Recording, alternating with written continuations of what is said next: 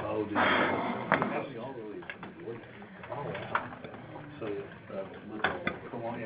I guess he left yesterday morning early.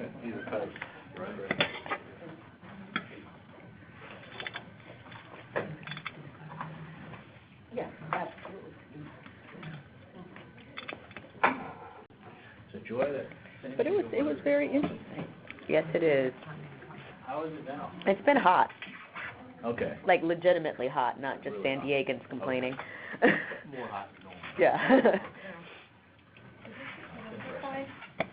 Oh, I hope not. Yeah. Yeah, there's no formality. I'm Stephanie.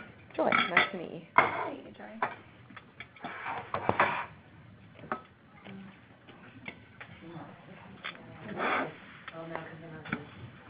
I used to work for Marcy and Frank. Yeah, there's a connection. I don't know what it is. Oh, nice. Where are you now? I'm at Qualcomm. Oh, okay. So you went in around. Yeah, what? You went in around. How are you? Good. It's just like a very different speed than being at a firm in New York. Oh, I'm sure. Yeah. I would imagine it's slower. Yeah. In a good way. Merciful. San Diego? Yeah. That's a real cultural switch. It is. But I mean, I grew up in Texas. Oh. It's like a little more chill. So. San Diego, then Yeah. Yeah. Very disappointing when I moved. and you couldn't go there. What do you do for them now? Okay. Trademarks and copyright work. Oh, okay.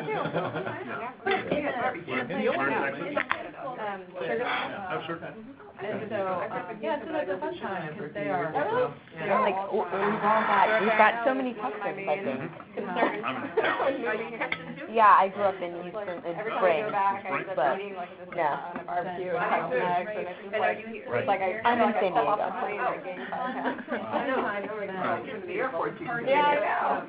Salt Lake now and When someone from Springs says it's hot in San Diego. Yeah, no, that's what I'm saying. That's It's like really hot. legitimately hot.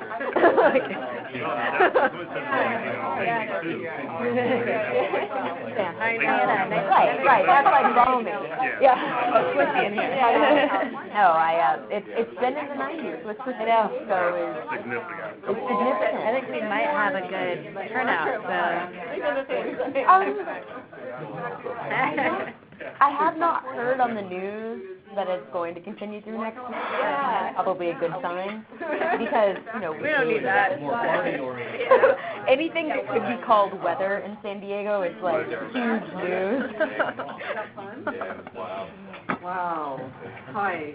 I mean, there's Joy off. They've shut down two of them. Those private runs on the water. I spring. For this party. So, Just one big jury trial. can you get through it? Yeah. Now because it's spread out so much. Yeah. It's not nearly as far. Yeah. Boulevard exit. Yep. Yep. Okay, yeah, I know Also put you on the medley. exactly where you're talking about. Put you on the medley relay. Oh, yeah. Yep. And I was a little bit French now, too. Got you on some other relay. Yeah, exactly. Yeah, I know that exit. So what's Hold on, over here. Oh, good. Are they what, any of the West Coast schools? No. What is that? It's all boot camp, but then, probably really national, at the end of the year. So for SanDisk, they were at UT Austin. We're Some of the stronger teams out this way. And are you, I hear you're in the LA office? What area do you? And anywhere where you have an office. Florida. Okay. Texas, Arizona. Okay, great. Yeah, so we probably see each other in English, right? So I'm sure. At least when I was in high school, that Sometimes we need a lot of support. There's a lot going on. it was up in the Northwest. Yeah. The training schedule. Yeah, it's crazy. I don't really watch pro. I think it's helping me now, though. I feel like all that swimming, you know, the other thing that No, I spent my time doing, if I wasn't, probably wouldn't be as watch often. it. So, Yeah, I'll watch it and I'll stay in interest, but I'm more of a college game type of gal. don't really like green. It's faster. I swim every other day about a mile. I used to be, Yeah, their whole lives are ruined. basically, Forget how young they are. which is different. Yeah. Watching kids play. When you go swimming in open water, it looks like you're not going anywhere. So that's With the Yeah. tides here, Yeah. sometimes sometimes you're I not. went to UC, I worked at the gym, and, you know, they would come in all the time, even though they had their own weight room, obviously. But you were a prosecutor. players, and they're just, Yeah. this young, it's gigantic. Some of them are pretty small. Like, I went to school with Maurice Jones Drew, and he's tiny. Yeah. I couldn't open your legs. Yeah. But yeah. He's talented. That's a testament to how. Yeah, if you're Right. Chairman of- Because he's shorter than I am. He's constantly making. No way. He's like 5'6". Really? Yeah. Wow, I didn't know that. Yeah, he was like one of the smaller. That was probably his Super. best job for him. Pretty good maintenance book, about, more temperamentally. Right, you're like, you're not human. Temporary suit to be, yeah, And then the cost. you can be combative. Yeah. Maybe gonna hit 5 feet. Pushing that 5 feet There was mark. a girl that I went, she was the coxswain for the, yeah, she was tiny. I'm trying to explain to her how to read them. Did you grow up in Ohio? I'm telling you, gymnastics, it's the way to go. Yeah. I feel like you got really, really smart, or like, High school. I'm kind of upset with my parents for never letting me play your height volleyball. doesn't change for an hour. You're like an average size. But you're getting taller, I think. I think you're still like 5 foot, or like, teeny tiny. Yeah, this is really not weird. Average height does not go right now. Another one is with him. Except I fit And, yeah. Actually rowing for girls, Oh, you- too. I mean, we know a lot of people that got out of Very nice swim. That's true. It wasn't there. Yeah. I definitely had the shoulder for it when I quit gymnastics. We're based on. Had a, just for a couple sessions, a guy named Don Scholler. Wow. Yeah. I'm not a client. Because you make California amazing. Oh, you know, kind of on a so like a lot of my friends out here, a lot of Boston and yeah. And I don't know, I just thought, you know, I got out of law school, like, terrible. I'll move out, you know, San Francisco and see if it works out. Wow. And Shot of water, that's when it started, like 500 reboot now.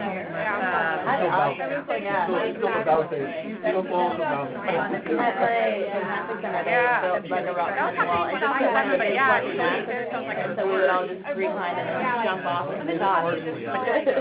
Turn around, start walking away, and someone goes, Okay. I've been she just, hockey. And talking to her, and, so that one meal. Yeah, they're not, I did contract work, I can identify a little because you're not really into, now we're just talking about this somewhat unique, I never worked at a law firm. I'm next to somebody, a lot of times, I don't Just think randomly, not really, because I was trying to, there wasn't any law firm. That's pretty funny how that works out. Yeah, I know, it was kind of the opposite of what. yeah, that would be. You're like, who needs that stuff? I've got this covered. Yeah, I know, I'm like, I have to live here somehow. Right. I like the Bay Area. I do Well, and like you Texas. can't really bounce on your trampoline if they're on it too, because you'll set them. Kind of like flying.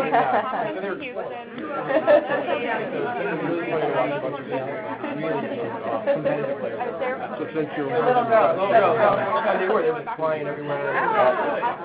Yeah, that's where my family lives. Yeah. You didn't tell them you were. It's great.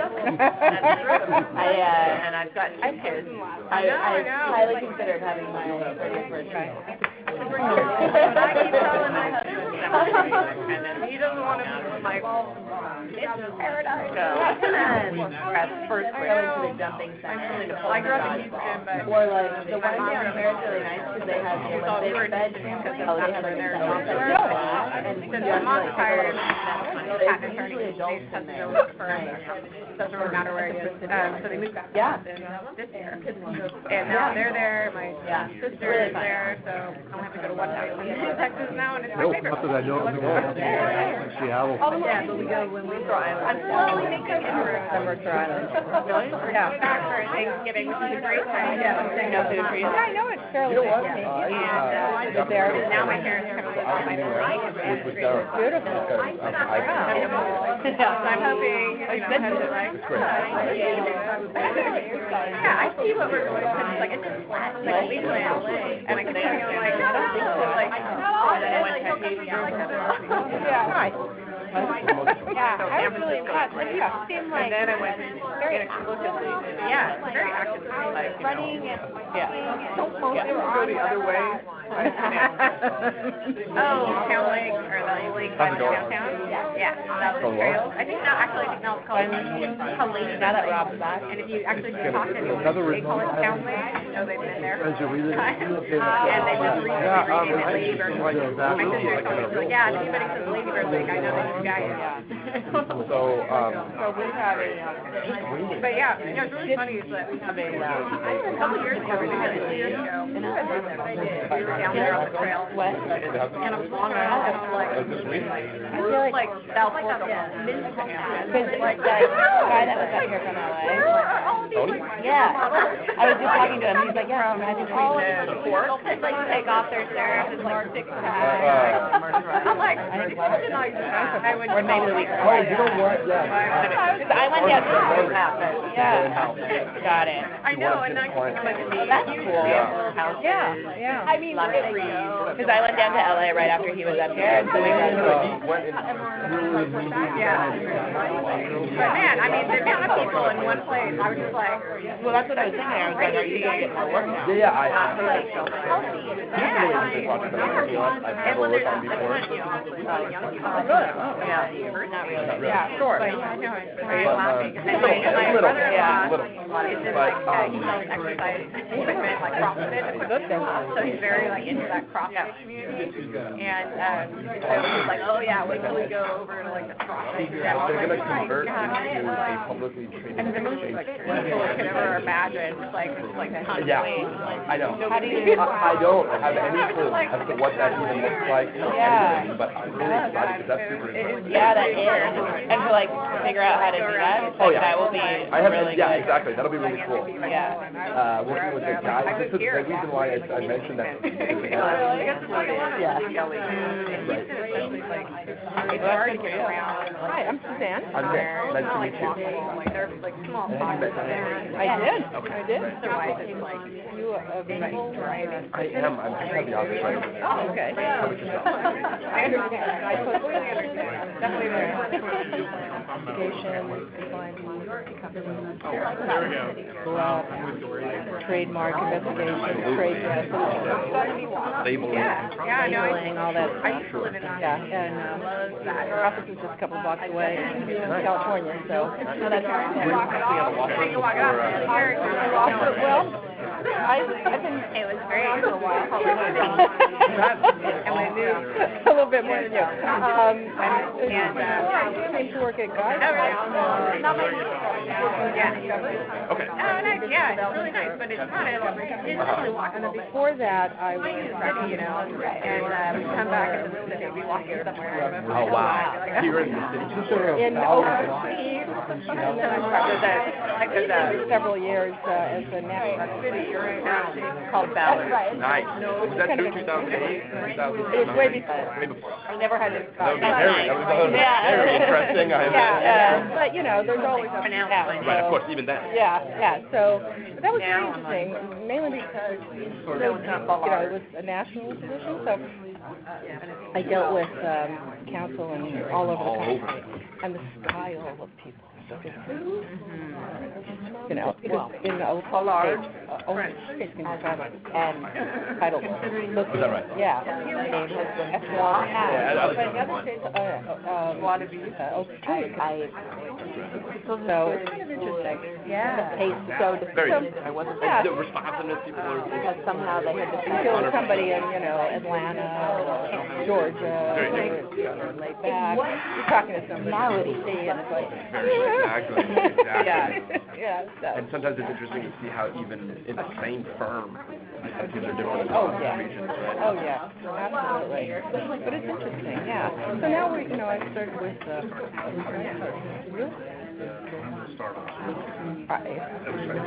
litigation side. Here's, I don't like that.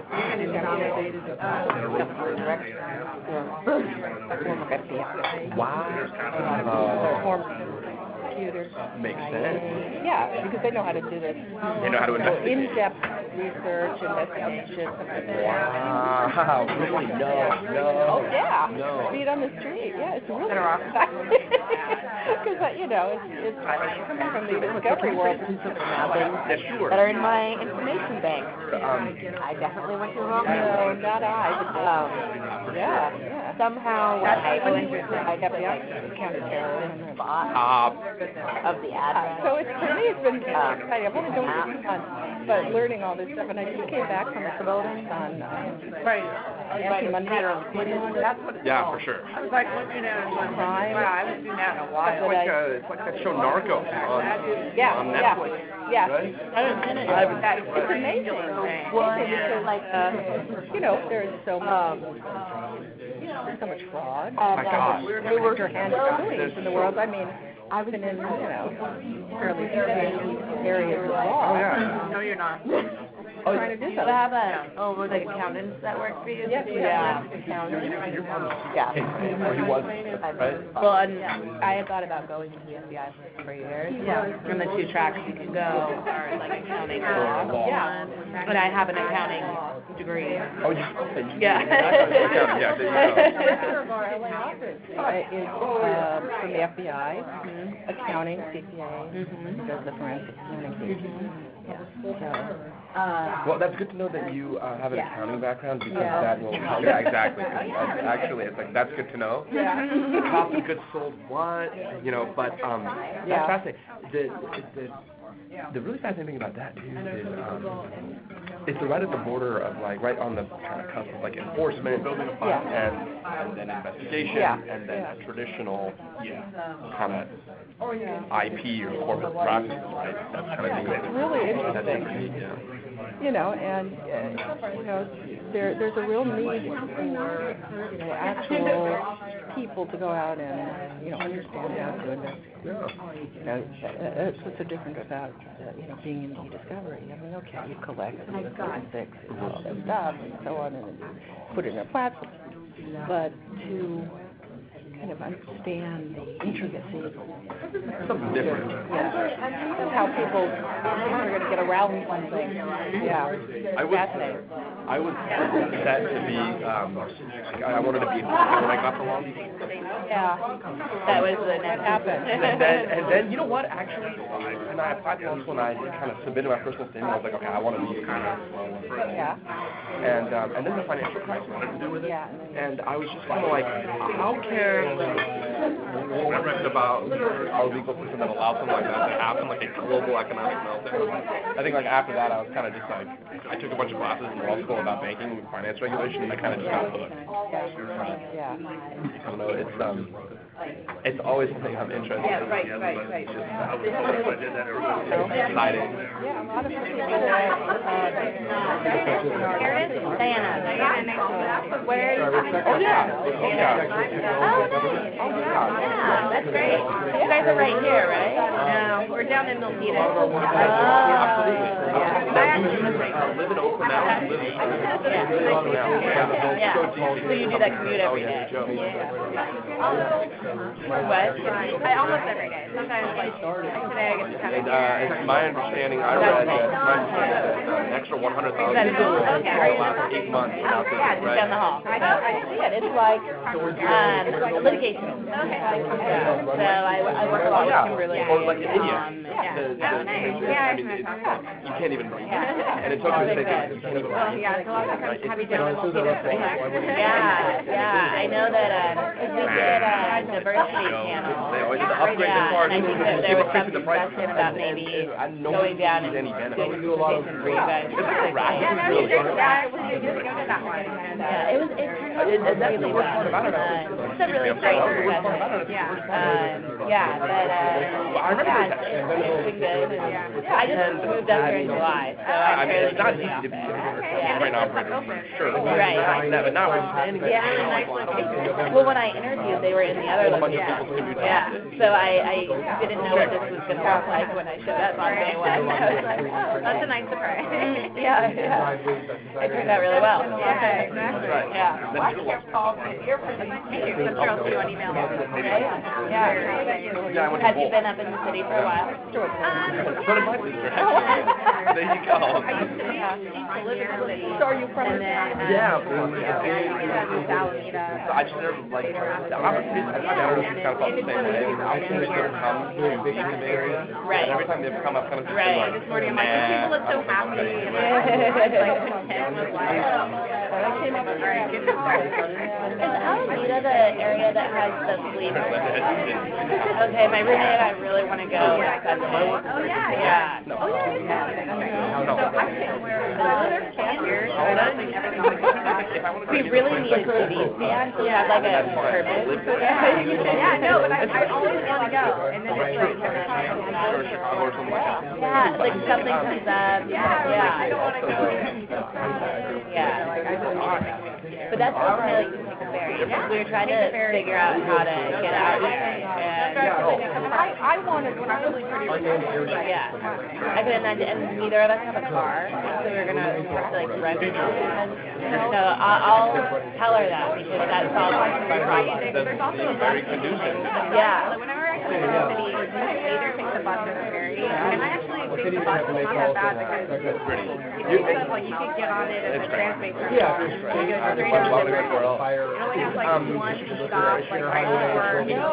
Yeah. Like right, she tracks it stop, and then it turns right on the tube, and then it drops you. You get off right kind of close to the Lemur area. You know, which is fine. Or worst case scenario, we could just ferry and then Uber to wherever we need to go. Yeah, I think if you take the ferry, you have to be pretty close to where the flea market actually is. Third grade, or I was going to go to Walsall, essentially. So, and I think the flea market is PhD, which I wasn't going to do, exactly. And then you're still teaching third grade, probably. The only thing I worry about now that I think about it, though, is getting anything back. Oh, yeah. When I moved to certify a car, even when I was in Alameda Did she design your house? for a year, she helped me. Yeah. So, yeah, What's your style? Is she modern? Is it traditional? Or is it... Right. I had a car up here and it was, because I didn't have parking. And so I didn't want to stay there. Yeah. Not Also, like, I had the opportunity to come here. You're like, everything's available. And where I live in the city is all 2 hours. It's not worth it. Like, I would love for but when I got the job down at SanDisk, I was a contractor. She's got a full time, and I was like, I don't want to buy a car. So like, for like a year, I commuted down to like on public transit, and it's like, You have it. yeah. Startups asking us. Like, no, you're going to get there. Yeah. There you go. That helps. Yeah. So. Yeah. Can live like this. I do. It's like 10 I would minutes walk. get pretty tired. You walk in your row. Oh, really? Yeah. Yeah. Yeah. Even though it's terrible. So, At least you're in a car, yeah.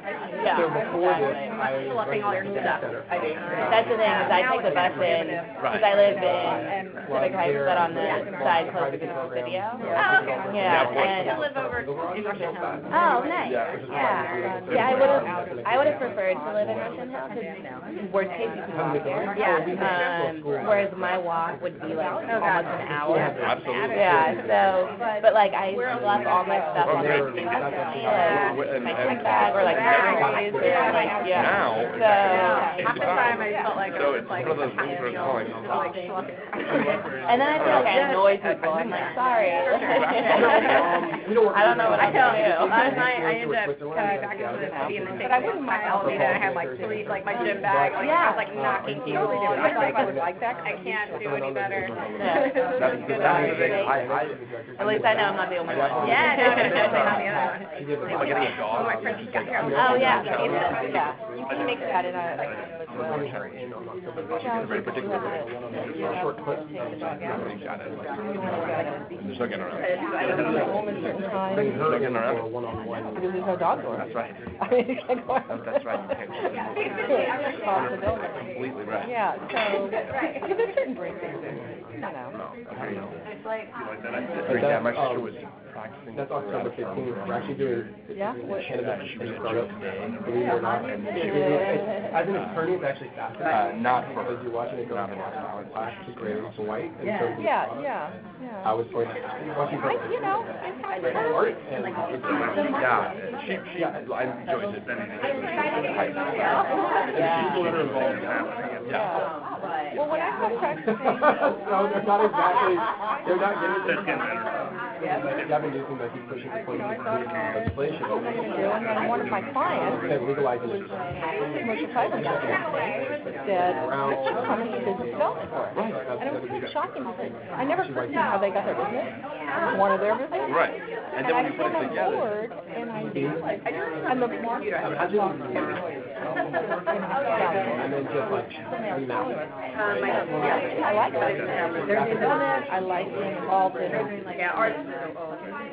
area, but I don't have to do That's part of the. You only want to do it once. You only do it once. Yeah. And so I did that for a couple of years, but again, the market Crazy. Every time. because it was all commercial here. And that's how I ended up in They're the ones. They know what they're doing. Really? They were looking up women grow. That was kind of interesting. The growth of it was so dramatic in the last 10 years. The business has changed and the technology, and I like technology, so. Completely. Yeah. It's cool to see kind of the frontier field. Yeah, it's really interesting. So what are your practices in? They are products. My practice is a straight corporate practice. Oh, okay. So we are, I'm not office, I think, outside DC about 5 or 6 mid-market companies. They just need to be legalized in their market. So we represent them all. I'm also represent a couple of private equity sponsors in connection with their fund formation activity and their ongoing. So I was at Culp for a bit. Yeah. And then I was at Understand for a bit, so I did kind of straight private equity M&A, venture, high-tech startup stuff, and now I'm kind of blessed to have it all. Nice. That's really nice. You know, good, like, I pigeonhole where. No, exactly. You're still doing it. And then, if they don't have a spot for you, you're a private equity lawyer, what are you going to do, right? Yeah, really. Which is, I'm just going to grab a fourth soda real fast. I'm good, thank you. I really want a cookie, but I'm avoiding. I'll grab one for you. No, don't. I won't bring it over here. So? No, I'm all good, yeah. Okay. That's very interesting. Yeah, it was interesting. I didn't really thought the proposition was, And once that happens, everything. Like, even the most diehard anti-cannabis attorney. Isn't that with most Yeah, it was pretty simple. It's like, and we don't have to raise taxes. It's like a no-brainer. high wealth Right. and as well as corporations. Yeah. So, Yeah. and at one time or another, you know, usually attorneys, you need I put you in the corner like a to find out things Right. on, you know, How'd you get into it? you know, What? you guys get benefits with. So it's been really interesting. Yeah. So like, what are your usual like types of bases or like? Well, they run the gamut. So we're doing one right now. Yeah, stuff up before. Solicited to the loan. I mean, I went there before. Litigation. Yeah. Really relaxing. You get wrapped in it. Something like that. That's why I'm like, I actually got because there's between portraits. Look for judgment. Okay. Yeah. For example, Obviously not as so what is there going to be? That sort of thing. Do compliance. And then hire. I'm trained all over there. just to relax. China. Yeah. That's right. In China. Yeah. We want the people to be out of China. Right. So, you know, so that kind of thing. I'm glad you got a little thank you. Yes, prepared to believe.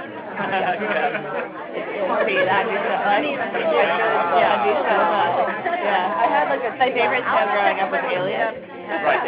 There you go. You know, like the premise of that show, right? That's very, looking out for you. Subscribe to a lot of available that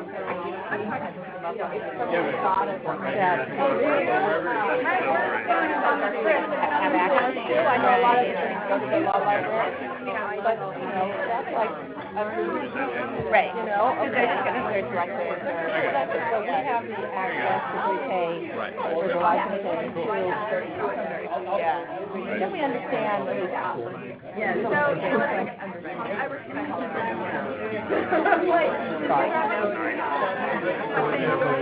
Which is important. Almost where to find information rather than finding it. I paid for a website once to track it. I love a brother. Right. By like nice land. And so he was like a witness and him telling him where to eat. He got and called him. Not even blocked. That's something that you would not know. I've been left. Well, he will live here. We're going to get started here.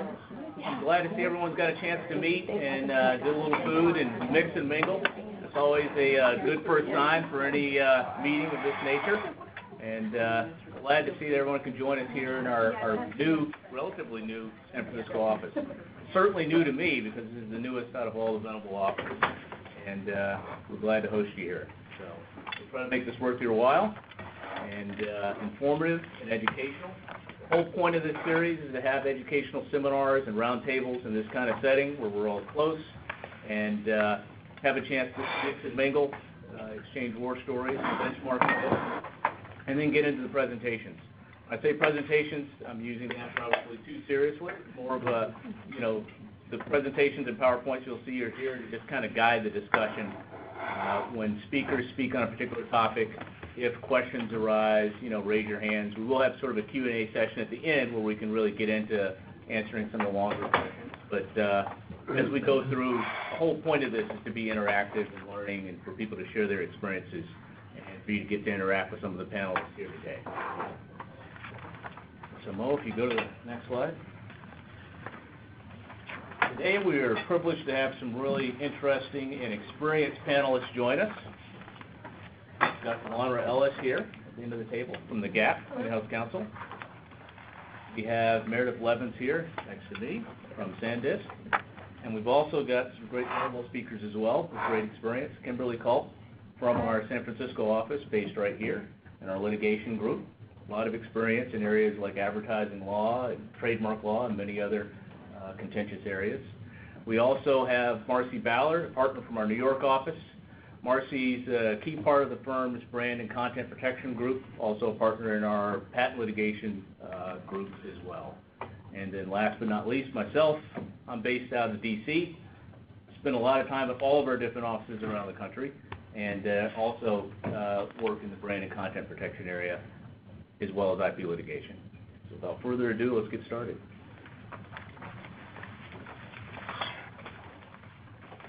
Next slide just gives you an idea of the agenda we'll have here today. This is really just meant, again, to serve as a guide. Obviously, we're through the lunch and networking here. Meredith Levins is going to kick us off in a bit and talk about improving coordination between legal and marketing, talk about some of her experiences and challenges being in-house counsel and dealing with tight deadlines and crazy situations where people want to break rules but make money and move the company forward too. After that, we'll move to the topic of things to consider before entering litigation that involves your brand. We've got Ellis here to talk about that from an in-house perspective, and Kimberly Culp and others if you want to join to talk about it from the outside counsel perspective. Then I'll speak a little bit about some of the trends or some of the things that are going on in terms of protecting different design elements in your marketing and your advertising, packaging, and user interface. And we'll finish it off with a section on current trends and best practices in brand protection. So next slide. So we'll start off now with the first subject area of improving coordination with Meredith Levins. All right, thanks, Justin. So, improving coordination with the marketing team is near and dear to my heart because they are my core clients. And you're often at odds sometimes with the marketing team. I think if we work in-house or our outside counsel, but you know that very well. Sometimes our goals and our roles conflict a little bit. We're trying to advise and mitigate risk, and often they're trying to take risk to move the business forward. So ensuring that you have a close relationship with the team really helps you in the end. And what's the slide deck without an acronym? We love acronyms at SanDisk, so I decided to come up with one. So you can kind of think about the different factors that you might, or strategies that you might employ to improve your relationship, and you think about it as making impact. So process is the first point, and I think process is really important, especially in-house. Clients really need, especially marketing clients, need some structure and able to guide them as to when to bring things to you and to be able to try to spot some issues as they occur. And in SanDisk, we've built a lot of process in different areas. In particular, with the marketing teams, we do a lot of consumer-facing promotions. And one of the things we noticed is that, you'd have long threads back and forth about contests that they want to run. And, we just looked at those threads and thought, man, there's a lot of wasted time trying to pull details out of the business, and so we came up with a self-service tool. So they could go to our intranet and fill out a form with all the relevant information for the contest, and they would submit it to us, and it got routed to the right person. So that was an example of a process that we put in place. I also have lots of other processes with the team that we can kind of walk through in the different situations that I'm going to talk about. The second part of the pact is to be accessible and approachable. I think marketing sometimes, one, doesn't understand what you do or why you're there,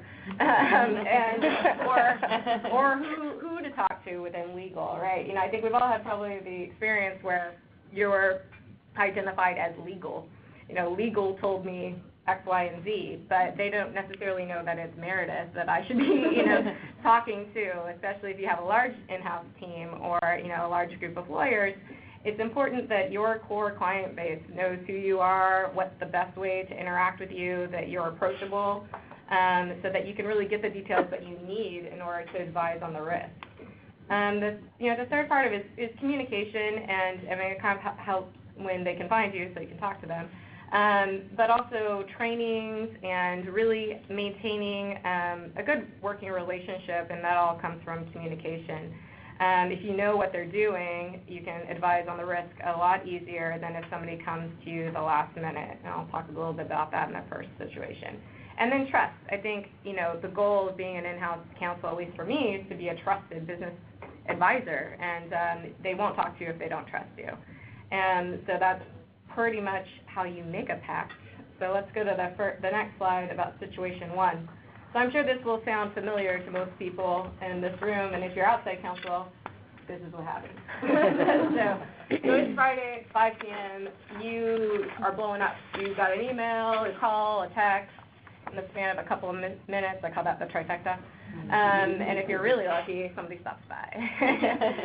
They want to run something by you. They're launching a new marketing campaign. It's going next week. It's global. And they say, we just want you to, we're just crossing the T's and dotting the I's, and we just want to make sure there's nothing we should worry about. So this happens a lot, and I think part of the pact that could be strengthened to avoid this situation is probably, process and communication. So one of the things that we use a lot, hopefully this doesn't happen to me more than once a year, is that I attend a lot of the product launch meetings for new products and existing products so that I can find out what's going on, what's the plan for the year, so that I can know about a new marketing campaign because, these things generally, most of the time, don't just come out of nowhere. They've been planning them for months, sometimes years. And then if you're in those meetings, you can be there. You can be there to listen. A lot of times, what we've been successful at doing is saying that we want to attend your worldwide marketing meeting. And they'll, sometimes we'll get a little resistance as to, we don't really want a lawyer there, you're going to stifle our creativity. And so, some of the things that we've used is that we won't say anything. We'll just sit there, we'll listen. We only speak when spoken to. And, what we found is that was really successful. Now I have, the third situation is where people won't leave you alone. That's the situation that I'm in now. They want you at every meeting, right? And I think that if you can really show your value at those meetings without being kind of, too much saying no. You might be thinking no in your head, but, as long as you don't say anything, it's a great place to get information and then schedule follow-up meetings afterwards. Another thing about, communication really is something that we use at SanDisk is training on specific issues, specific training. So, we give a lot of broad trainings about, who we are and what we do at the company, but what I try to do is I go to those meetings and for instance, with a new marketing campaign, you say it's a social media promotion that they want to run. I'm not globally, but we'll talk about it later. So what I would do is, if I know that that's coming up, I'll give a very specific training on that promotion and about the process that we have in place that you need to use in order to launch something like this. And, that would be a follow-up to kind of this situation. One of the ways, if this comes up, somebody wants to run a global social media promotion, next week, one of the strategies you can use to try to mitigate the risk of doing that would be, to either segment it regionally. We do that a lot as far as, okay, well, I know you want to launch it next week, but what if we do U.S. and Canada as one launch? What if we do EMEA maybe in a week after I could chat with local counsel about a couple things? Those types of strategies to be able to get their goal, help them achieve their goals, but also to show them that, there is risk involved, and, if you want to launch it globally, here are the risks that you might face in those regions, but if you launch it regionally, we can still get it launched, but, address your goals.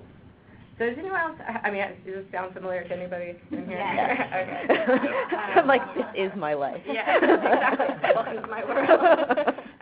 So, at Qualcomm, is this, what kind of stuff do you guys use to kind of head this off?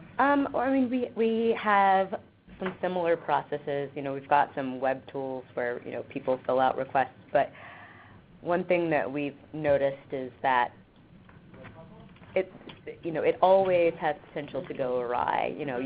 You'll have a web tool set up for one purpose, and then you'll catch something that, you know, could be going horribly wrong in a different area just because, you know, somebody wanted you to review a contract, and then you're like, you can't do that because we're in, you know, litigation over this point and another, you know. So I think that constant, like, reinforcing the relationship is huge. I think that, you know, having an ally, especially in groups that are problematic or that have a problematic leader. Yeah, I mean, it sounds like sneaky and horrible, but you kind of have to find somebody that's willing to tell you, hey, you know, we're going to be doing this commercial campaign and, you know, X, Y, and Z is going to happen, and then you can maybe head it off. It's great if you can find those people.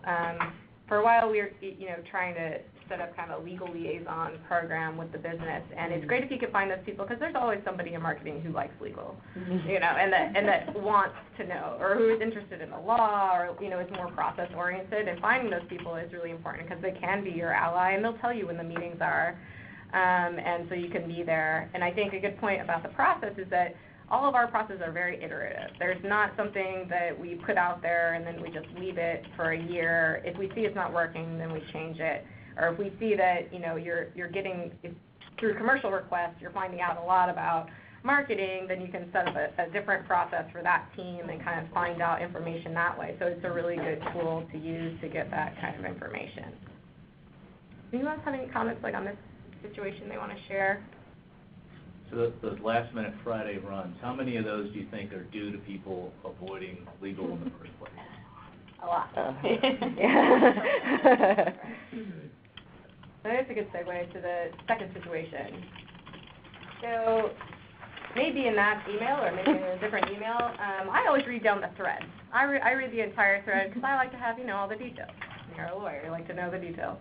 Often I read down the threads, and there are maybe some not nice things said about me or the team. And so you might see something like this: I can't get an answer from legal. They're delaying us. They're taking forever. You know, I did reach out to them, but perhaps they, you know, didn't reach out to the right person. It's taking forever. I haven't sent it to them, like Justin said, because there's no way they'll be able to give me advice to be able to launch on time. And I think, you know, the part of the pact that maybe is falling down here is maybe being accessible, definitely trust, so you can tell they don't trust you, and also, you know, communication.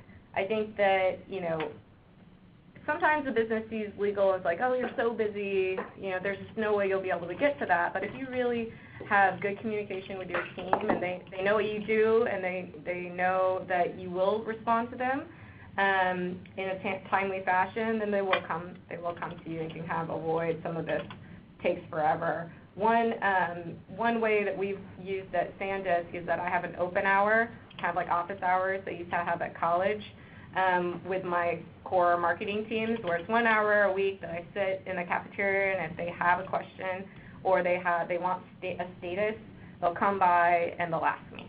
And it's been, you know, really successful. We also do it with EMEA on the phone.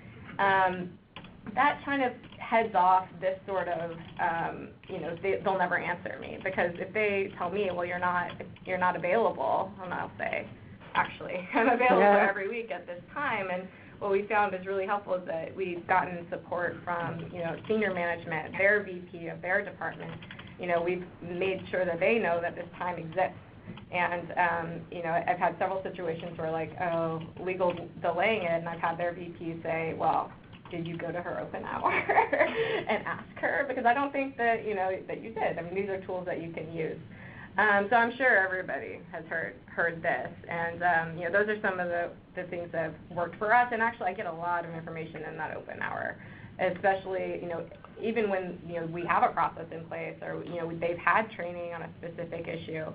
Just sitting there and, you know, they see you, they stop by, and, you know, who knows what they'll say when they come in. And often it's really helpful for us. Does anybody else have a strategy that they use to kind of fend off this sort of commentary? The charm offensive. I will, like, wear you out with how much I could be helpful to you. Yeah. And it works. And part of it is, you're totally right. You'll find the person in your marketing team or whatever team you support who's, like, significant other used to be a paralegal at a group like yours, and so they think the legal process is super interesting, and you find them and you love them. And then they love you back. And then they, the buzz starts kind of going on. And then in Discovery the other day, there was an email that we found, and there's a note that said, we need someone in the legal who's going to be helpful. And they were like, Absalon Rep. And that felt like a win for me, right? Because you've gone out and you've created enough of a, like, oh no, we will be good partners, and you will love it. And it works. It is a high resource kind of required, but it works. So. It does, I think. I totally agree. That's actually a good segue to the next situation. So they do love you now, and they love you too much. Yeah. So, you can't get to the bathroom. You can't go down the stairs without a client, finding you and asking you just whatever pops into their head. And I see this, this is a good thing in a lot of ways, but also it can be totally destructive to your day because, you've got a ton of issues to deal with, and you've tried to set up some structure to your day. You want clients to find you and be accessible and approachable, but you also want to have some boundaries. So here, I think like the process element of your training maybe has gotten a little weak, and maybe you need to again reemphasize. Well, we have these tools for you to use. I'd be happy to show you where they are. I have an open hour. I have a certain time of my day where I'd be happy to, talk to you about what you're concerned about and try to, steer them back into your process so that you can still kind of control the amount of information you're getting. I know what happens to me sometimes is they'll have a quick question that's actually really complex, and if they see you in the hall and they tell you they think that that's it, that they've got legal approval, and I've seen that before, like, oh, I told Mary, she knows about it. It's like, well, I know about it, sort of, but, that's not it. There's the rest, and I think that's also a communication issue, is that if they really understand what you do and what the value you bring to the company and what you're there for, they're going to understand that just shouting something at you across the cafe, like, we have a new warranty on this product, later, is not really going to do it. So, it's a good problem to have, but also something that you can work so you don't feel like there's just people talking to you constantly. Does anyone else, have like comments on this or a good strategy maybe to help? So in that scenario, I'm speaking some from my in-house experience. When you get those conversations where it's a quick hit and someone is likely to then reinterpret history after they've met you in the hallway to say legal has approved it. Yeah. For instance, you've got, and a lot of companies have sort of this intake form process. So that's always a good thing. It's a little bit of work on your plate to, like, after you've gone to the bathroom, to remember to go back. But to then have that person or whatever department still go through the process. Right. Like, okay, I talked to you in the hall, but still, you got to send in the form so we can track this. There's obviously, like, the data of how quickly you respond, then is, like, great data to dispel the myth that legal's not getting back. Exactly, and when one of the things we use at SanDisk is we do keep a lot of metrics and things like that about the type of requests that we review and how much effort those take and how urgent, if there are too many urgent requests, like there's a problem. But I definitely agree with you. You do kind of you want to have the charm offenses, but you also want to be able to have them respect your processes. So for promotions, for example. If they don't submit a promotions form, I do not review it. Doesn't matter how many times you tell me that it's going on, I will respond to every, email or phone conversation. I'll follow up with an email that says, here's the form, fill it out. If you don't fill it out, I'm not reviewing it. Like that's, and it takes a little bit of, kind of nerve on my part to, because some of those do blow up, and I have to be able to say, well, there are way too many requests and we're too resource constrained. I honestly cannot help you unless you follow the process, and then just have to deal with, what happens if they don't. But it's really usually very effective. I mean, I love my promotions pre-clearance form. I'll tell anybody how great it is. And I have lots of clients who it's a running joke now who are like, I'm like, did you fill out the form? And they're like, yeah, we took it, like, we're gonna fill out the form. I'm like, you know where it is, right? They're like, yes, we know where it is. And it's the only thing you talk about. But I think it is really important because if you don't do that follow-up, then they do think that you know, and if you don't respond, that your tape's broke. What type of fields do you like to see in those forms, and how does that help you sort of keep them at bay, but also have enough time to digest their requests? Sure, exactly. So the type of, for promotions, we have similar ones for trademark clearance and campaigns, but the type of things that I have fields in that form are regions, so which countries, start and end dates. Hilariously, I always get forms where they start the next day, which is often problematic. Very hilarious. Where I'm like, this is cute.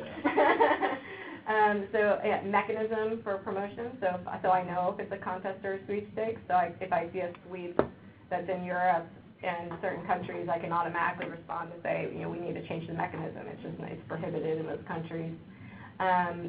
We often put privacy type information, so data collection fields for promotion. How are you what is the data you're collecting?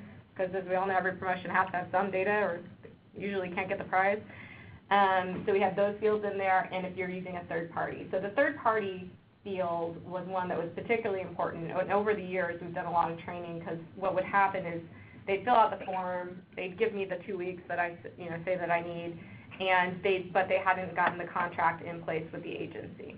And so if I see on the field, it says we're using a marketing agency, do we have a contract? I mean, they usually don't know. But I'll go look and see if we have a contract, and if we don't, then I can respond really quickly and say, listen, like that 2-week mark, you might not be able to launch in that. If to make us put us in a position where you can launch, we really need to loop in the commercial lawyers or who is working on the contract. So can we make sure that we have the data protection language, what we need to be able to launch, and that's really helpful. Particularly also we have what we call a message map process, which is we have a document that has all the core messaging for the product, and we work on that first. And some of the fields there would be like superlatives. I don't know how familiar you are with a consumer product, but we have a lot of factists and firsts and things like that in our consumer line. And since we're a global company, that stuff's prohibited in China. So if we can see that really quickly, we can say, well, you need an alternate statement for China and those types of fields. So those are the types of things that have been really helpful for us. And on the trademark clearance side as well, there's a new product coming out, what's their proposed mark? We give some training for the clients to do preliminary searching on Google. Have you done the preliminary search? Also, those forms are funny too, because they'll put in a mark that they think that they want, and they'll say, yeah, I did the Google search, and I found an identical mark for an identical product. And so I submitted the form, and so we should be good to go. And I think to myself, maybe trademark clearance training is needed. I don't know, but that is really helpful.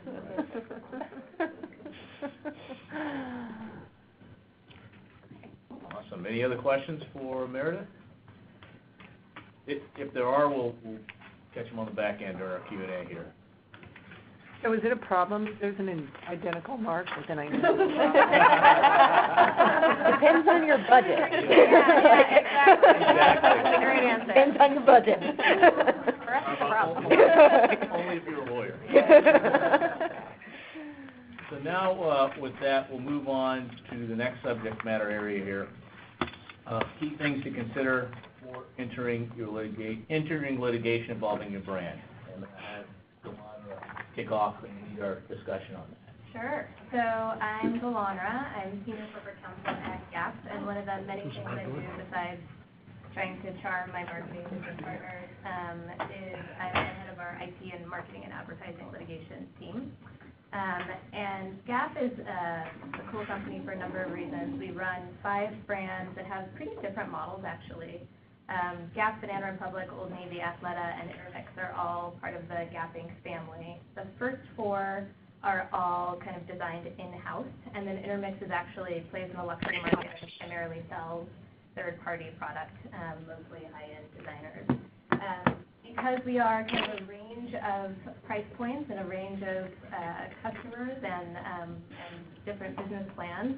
We find ourselves both as plaintiffs and defendants in IP litigation, and so I was happy when Justin asked me to talk about this topic because it's something that I actually think about a fair bit. And I don't think any of this is rocket science, but I'm hoping that it'll be kind of good context, especially for outside counsel as you guys work with in-house counsel. How many folks here, I'm just curious, are folks who are at a firm? And then how many folks are in-house? Oh, cool. Okay, so it's kind of an even split. Nothing that I'm saying is magic. Feel free to disagree, interrupt, keep going. So let's see. The one thing that I am obligated to say is that I'm not going to comment on any pending litigation, so please do not ask. So I'll start with offense. We are it's not uncommon that we are plaintiffs in lawsuits. We don't do it all the time, but we do it. And I would say the first thing and the thing that we care most about is whether or not our business cares. And there's a couple reasons for that. One is just the importance of perspective. I think when you are kind of a trademark or an IP lawyer, your point of view is a little bit important. It just is. I know we would love to believe that we are like ordinary consumers, and if you're in-house, I know that you'd love to believe that you're super close to the business, but you just view the world differently because of what you're exposed to all the time. And so there's a lot of value in just getting a gut check from the people who live and breathe with the business every day. It's important for perspective. It's also important because litigation is super disruptive. And the last thing you want to do is ask your business to invest the time of its employees, especially in a business like retail, which can be kind of a low-margin, tough business, to spend their time on litigation if that's not something that they think is actually kind of a problem for their brand. The other reason why it's super important to know whether or not the business cares is because it can help you try to understand what some of the theories of your case are. So, for example, we had a case, which is over, involving a domain called athletica.net, and we were kind of like, I don't really love this. Talked to the business about it. They didn't love it either, and it turned out that we learned two things from talking to the business. One, they were actually diverting traffic away from our website, so that was kind of a good evidence of harm that we were able to learn at the outset. And two, we learned that our customer service team was getting calls, because Athleta has an amazing kind of guarantee, the no sweat guarantee. You wear it, you're like, oh, these black stretchy pants don't quite do what I thought they were going to do, and so you can take them back even after you've worn them, no questions. So people were trying to say, like, hey, I bought this thing from you, and it's not the quality that I normally associate from you, so I want to return it. So there were actually, evidence of actual confusion. So just by talking to the business at the outset, we were able to get a sense, not just that the business cared, which they did care, but also kind of what some of the theories of our case were and what the strengths of our case were. Other thing is buy-in. Like we said before, litigation takes a lot of time, and trademark litigation and kind of brand litigation can be really, really taxing. It is not uncommon for people to want to depose your senior executives. It is not uncommon when you have marketing teams that are bigger than, all of our marketing teams are huge, where we have to put, holds on, the email boxes of 40 people, and then those people want to understand why it is that their dumpster never clears and their thing is slow and everybody's grumpy with you. It's a big deal, and it can be very public. And so you want to really make sure that you have the buy-in, and so that people understand what the rationale is and they don't feel burdened by this, and instead they actually feel like you are partnering with them to protect their brand instead of engaging in something that they don't really understand, but all they know is it's a real pain for them. I think the other thing is, if you have buy-in, it really helps you formulate your strategy. Is this something that you're going to take to trial, or try to get a preliminary injunction immediately because you think because this brand is so bummed about it that there is no amount of money that's going to make it better? If so, you're going to approach it one way, and maybe you're going to hire a different firm because of that. Or is this something where you're just kind of like, they engaged in bad behavior. We want to teach them a little bit of a lesson, but maybe this is something where I can write a letter and attach a complaint and stop like a little bit short of actually going to litigation, because I understand kind of what this means for the brand and like, yes, we want to send a message, but maybe today's not the day to go to the mattresses. So I just think getting that perspective from your brand is really important. Other thing, I don't like to lose. So, and I don't think anybody does, right? So being a plaintiff in a kind of piece of litigation when you think your chances are reasonable. Yes, I know there are strategic reasons to do it sometimes, but in general, file lawsuits you can win. It just isn't like, it doesn't do anybody any favors, and especially in this age where everybody has a blog, and you know there are all these kind of industry-specific blogs that talk about the legal things that are going on. You know, Business of Fashion is one that comes up for us in kind of fashion apparel retail. There you can get kind of treated as a bully if you go after a bunch of people in your case week. Again, there could be strategic reasons to do that. Maybe you have a long history with them and you're just kind of over it, but winning is important. One other thing, or the kind of last thing that I want to mention is one thing that I know all of us are kind of have to be careful about is just how much things cost.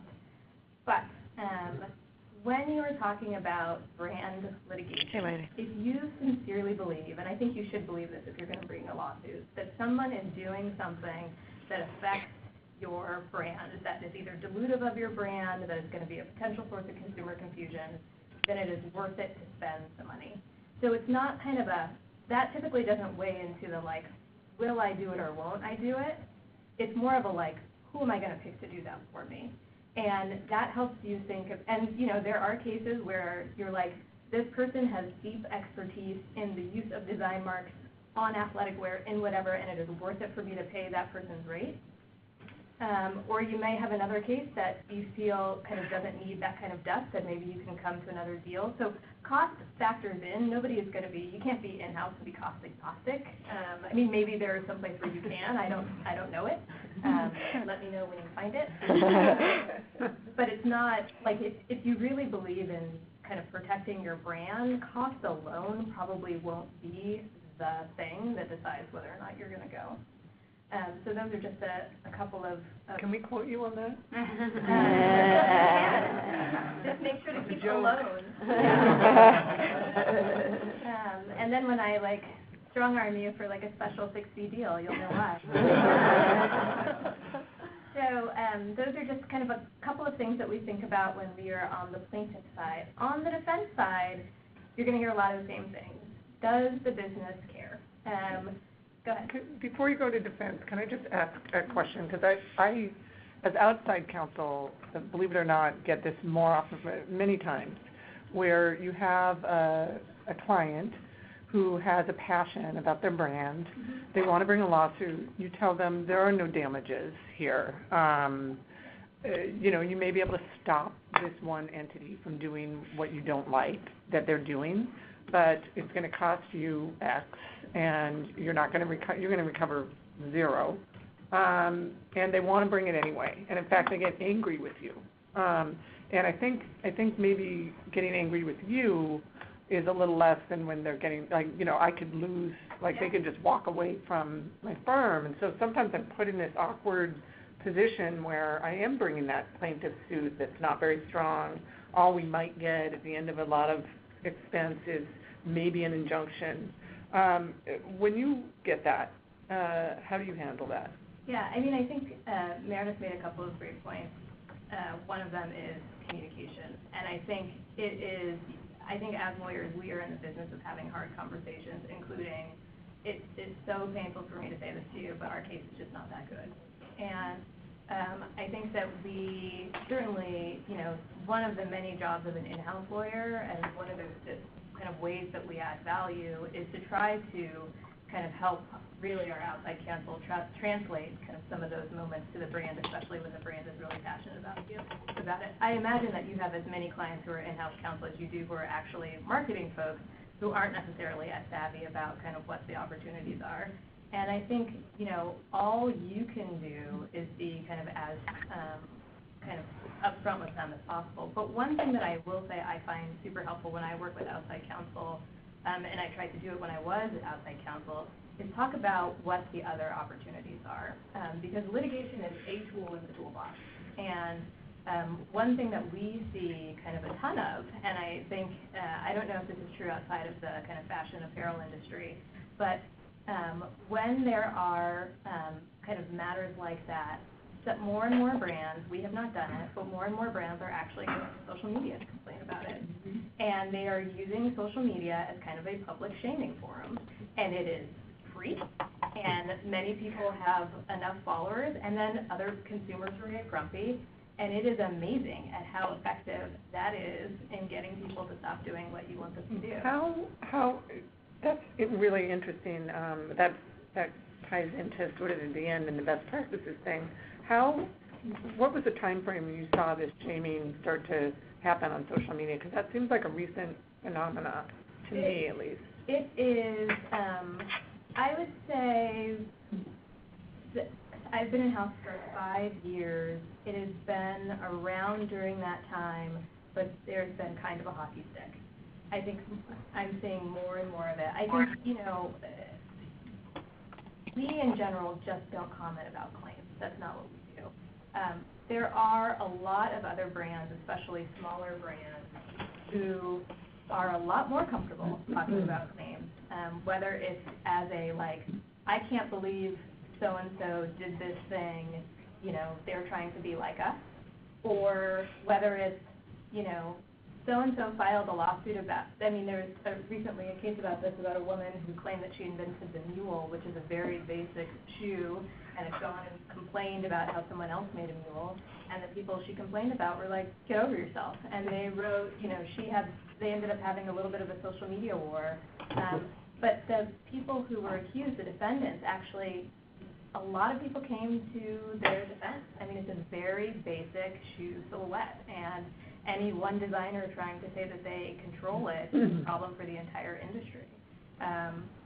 So I think more and more, especially when people feel like their kind of reputation is at stake, they're getting more comfortable using social media channels. It can backfire, especially if you are overreaching. So if you have a client who you think is overreaching in litigation, sending them to do it in social media is probably not the best idea either, because then they're going to get creamed in the public. But I think, it is always helpful to me when I think about litigation as a tool in the toolbox.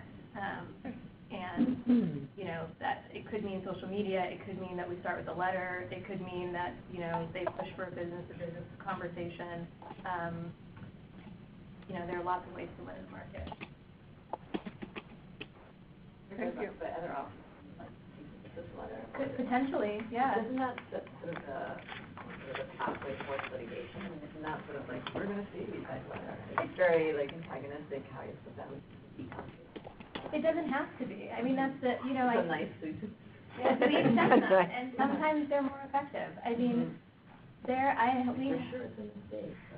Or either that, or we don't think it's a mistake, but, we both think that it's more important to spend time focusing on our business than we do focusing on litigation, and maybe what you say is short leash. Like, I can live with this at this moment, but I've noticed that you're encroaching, and if we see any other movement in that direction, we will have to go further. Then at least you've given yourself an opportunity to develop more evidence of what's going wrong, right? And then the case that you bring is actually stronger because you're not going on this body of evidence that you thought was like a little bit niggling in the first place. Instead, you're going on that, the fact that you told them to knock it off, and the fact that they kept getting closer to you or kept doing whatever thing it was that kind of got you. What about the instance where you don't want to see them, you want to send a letter, they're calling it for the potential that they would ignore you, then you're kind of diminishing your ability to see that line. So sort of. We typically don't send letters unless we know we're watching. Okay. Because there is, when someone calls your bluff, you have to be able to respond. And so I normally don't send a letter if I really don't care about something. And that goes back to like does the business care? If you're kind of sending a letter just to have like a record of enforcement, I don't know. But if you're sending a letter because they've engaged in behavior that you think is wrong, that you think has the potential to dilute your brand, cause consumer confusion, then, keeping an eye out on what they're doing is good. And generally, my business, honestly, will often be the first person to tell me that they see something that is giving them the willies. Right. Yeah. We recently had a tech blogger tweet at us that another company that actually happened to be one of our outside clients was using a mark that the tech blogger thought was too similar to one of our marks. So, just as a heads up. Yeah, sometimes those are awesome, and sometimes those are like, can I just not know? I just don't want to know. Yeah. Cool. So again, I don't want to kind of belabor it. On the defense side, it's a lot of the same themes. Does the business care? Litigation is expensive, and going to trial in a case where the business is like, dude, that was one T-shirt, I'm never going to run it again. Why did we spend $1 million on that? It's hard to get excited about that. But one thing that our business cares a lot about, and that we pay attention to, is what I'll call kind of freedom to operate. And I think most people think about that in the patent context, but it's actually a really big deal in the trademark context too, especially in apparel retail, because there are a lot of words that people use to describe certain styles. So like people will say the boyfriend jeans. Well, somebody actually owns boyfriend for use in connection with the use in Class 25. And my business wants to be able to call jeans boyfriend jeans. Everybody wants to be able to say boyfriend jeans. So there are certain things that, we haven't, but you can imagine getting a claim for words that are generic. We did have a case, we were sued, maybe it was sued a couple of years ago by a company that owns the word active in Class 25, and activewear is a thing, right? And our business needs to be able to identify clothes as activewear.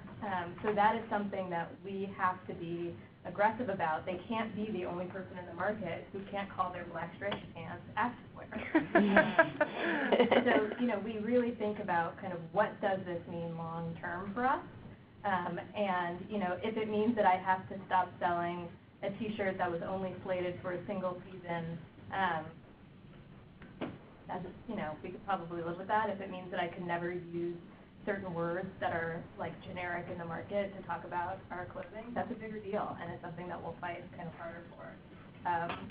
Likelihood of success, again, we like to win. It's one thing that we really push outside counsel to do, and outside counsel is often reticent to do, is to tell me what you think, and I will often push for percentage, which people really hate, how likely it is that I am going to win this case. And I will often, talk about it kind of on a defense by defense, kind of like, do you think this is strong? Do you think this is weak? What are our opportunities? And when do we think it will happen? Do you think this is something that I can get at the motion to dismiss stage? Is this something that I can get at summary judgment? Because it helps me understand both what it's going to look like, cost-wise over time, what it could potentially look like PR-wise over time, how much, if I think I can get it out of motion to dismiss, maybe I'll go for it, because hopefully we can do that before a bunch of discovery and we can keep our executives insulated anyway. So those are the types of things that we like to focus on, and we push. I will tell you, I don't know anybody in-house is going to say, you told me that I was 65% likely to win this case, but it is helpful for me to have your opinion. And I think one thing that outside counsel, what I appreciate when outside counsel does, is when they have a point of view, even if I disagree. And I will admit that I can be kind of a tough client, because I have opinions too, and I actually like a little bit of conflict, so that can be hard, I think, when I'm working with outside counsel, but I think we get better results because of it. And so I want the outside counsel that I work with to have an opinion, to not be afraid if their opinion is different than mine, but it has to be reasoned, and it can't just be, and this is my last point, well, it's going to cost us a lot of money to do this, so if we pay them now, then, you'll save the cost of this. all litigation is expensive. So like cost of defense is totally meaningful to me. It's not something that I ignore, but it is not the only metric. I'm not going to pay somebody just because they sued me. And so it's one of the, like, you know, I would much rather talk about like what the risks are than just kind of what the kind of cost of litigation is. So those are my pointers. That's great. Thanks, Delandra. I'm going to have the transition to Kimberly here to speak from one of our San Francisco litigators aspects of this from an outside counsel point after that first presentation. Yeah, great, thank you. It's helpful. I think we're going to mirror each other a lot, but obviously in different ways, which is a lot of what we see from the outside counsel's perspective is I got sued, and particularly in those areas. But I want to think about it perhaps more from the offensive perspective, which is if you're coming to your outside counsel and you're saying, I've got this problem, what should we be thinking about in terms of whether or not you're going to bring the lawsuit? And where I started is your brand. You know, is bringing a lawsuit consistent with what your brand is? You know, there may be some warm, fuzzy kids, family brands where bringing a lawsuit isn't the right approach to deal with the problem. And, you know, that's where I like to start the conversation, which is what's the issue? And who are you, and what do you want, and then let's figure out how to get to where you want to go in a way that's consistent with who you are. A lawsuit might not be consistent with your brand. It might not always protect your brand either for the ways you want, and then it might very much. I had a case years ago, it's all settled, done, consumer products case where we were prosecuting a design patent for a really neat consumer product. There's no way we were in a position to litigate over the design patent for a knockoff, and trying to think about how can we protect the situation where that knockoff is getting returned to our client and saying, hey, your thing doesn't work. Well, it's not our thing, it's the knockoff. That's why it doesn't work, and that's why you pay $10 instead of, you know, whatever it really sells for. The product had a pretty cool look to it, and so we were creative in arguing trade dress. And, you know, even though we had the design patent out there, arguing trade dress, it's the look, and yours looks like ours, even though what we were really trying to get at is we're a cool product, and people like to use us.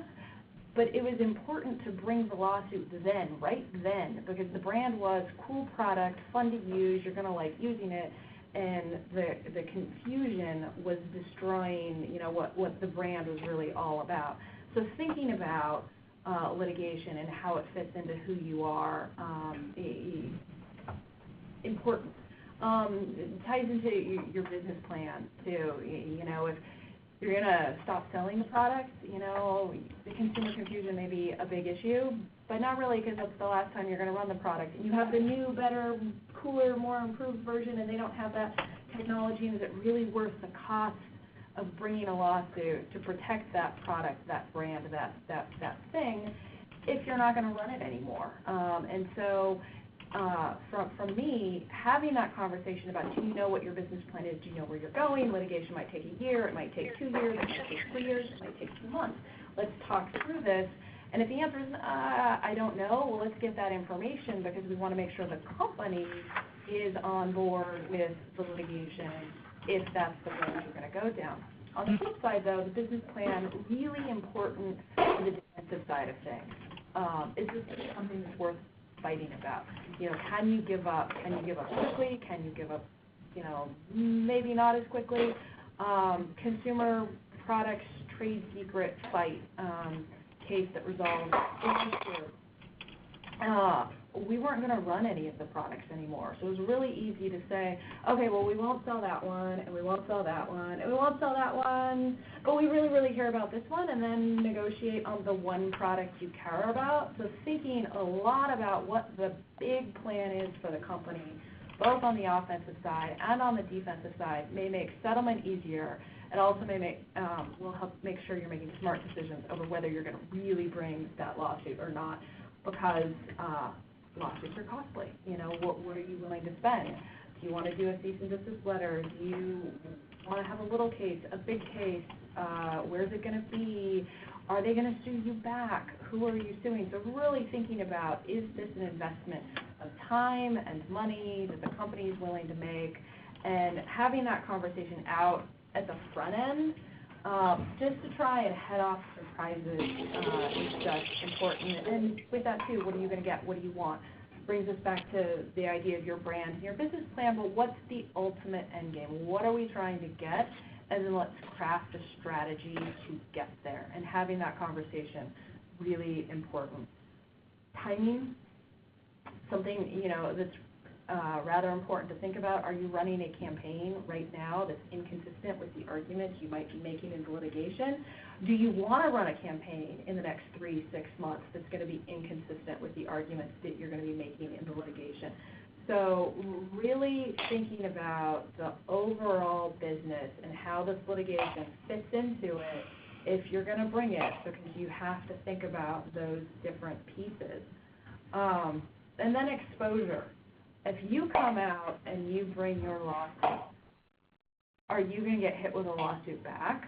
If it's a competitor lawsuit, are they going to say, yeah, well, you did this. What kind of a fight are you picking? Who are you picking it with?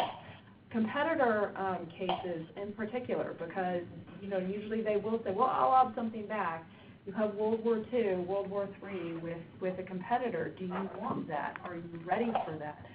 On the flip side, though, if you get sued, going on the hunt for, okay, well, you say I do that, you do that, and being investigatory about the other side's exposure. The social media piece made me think of an interesting Twitter fight that happened a couple months ago. 2 breweries in California. One was essentially claiming the trademark on IPA. The other said, give me a break. You will not be claiming a trademark on IPA. Do you know how many IPAs there are out in the world? And the plaintiff filed a lawsuit over the IPA trademark, and geeks who are paying attention to that might know about that, but the rest of the world might not know about that. The plaintiff owner took to Twitter to defend himself from beer bloggers who were paying a lot of attention, and that week ended up dismissing the case, publicly apologizing to the beer community because he shouldn't have been trying to claim IPA as a trademark. My husband is a beer geek. Months later at beer events, I've still seen consumers giving that particular individual a hard time over that lawsuit. So think really hard about what your lawsuit says in the public, and if you're prepared for that, if your consumers, if you don't like that you're suing this company or over that issue.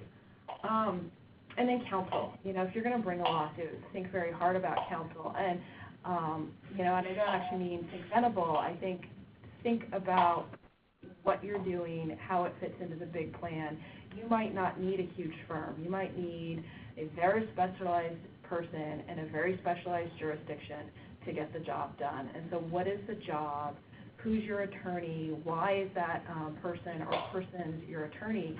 And think about that issue before you really get too deep into the lawsuit, and make sure you've lined up the right counsel for the suit, and then have a conversation with them about these types of issues and make sure that the litigation really does fit into the plan for the company before you go forward and file. Good, thanks. Any questions or other thoughts here? All right, good, thank you, appreciate that. All right, we'll now move to the next section, though. Good. Kind of spruce things up here as we move to the next topic. We've gone to a picture Aladdin approach here on the slide. This is done intentionally to give everybody an idea of what we're talking about when we say protecting brand elements in marketing, product design, packaging, and user interface. That's a wide range of ways, and if you think about it in terms of medium or approaches to get your branding out to consumers. In this day and age, already in our conversation today, we've heard people talk about everything from consumer products to interfacing with consumers in the market and social media. We've got companies here who have a large segment of their business in the enterprise world as well, where they're selling products to other businesses. The one thing all those businesses have in common, whether it's consumers, other businesses, marketing, just general public relations, the way you interact, the way people remember what you sell is by your brand. And there's a lot of different ways to express that. The interesting thing that I've always liked about this type of law, whether it's trademarks, trade dress, or design patents, is that the one unifying factor in all those buckets of IP is really the innovative piece of those is how do they resonate with the consumer, or how do they resonate with the person purchasing your product. And the thing that is protected by those pieces of IP is really whatever it is that signals that particular sign, that particular symbol, that particular color combination, a whole list of things that you see in these pictures represents the source of that product. And so without further ado, I'll run you through these pictures. Actually, go back to the slide just so people know, just in case you're not.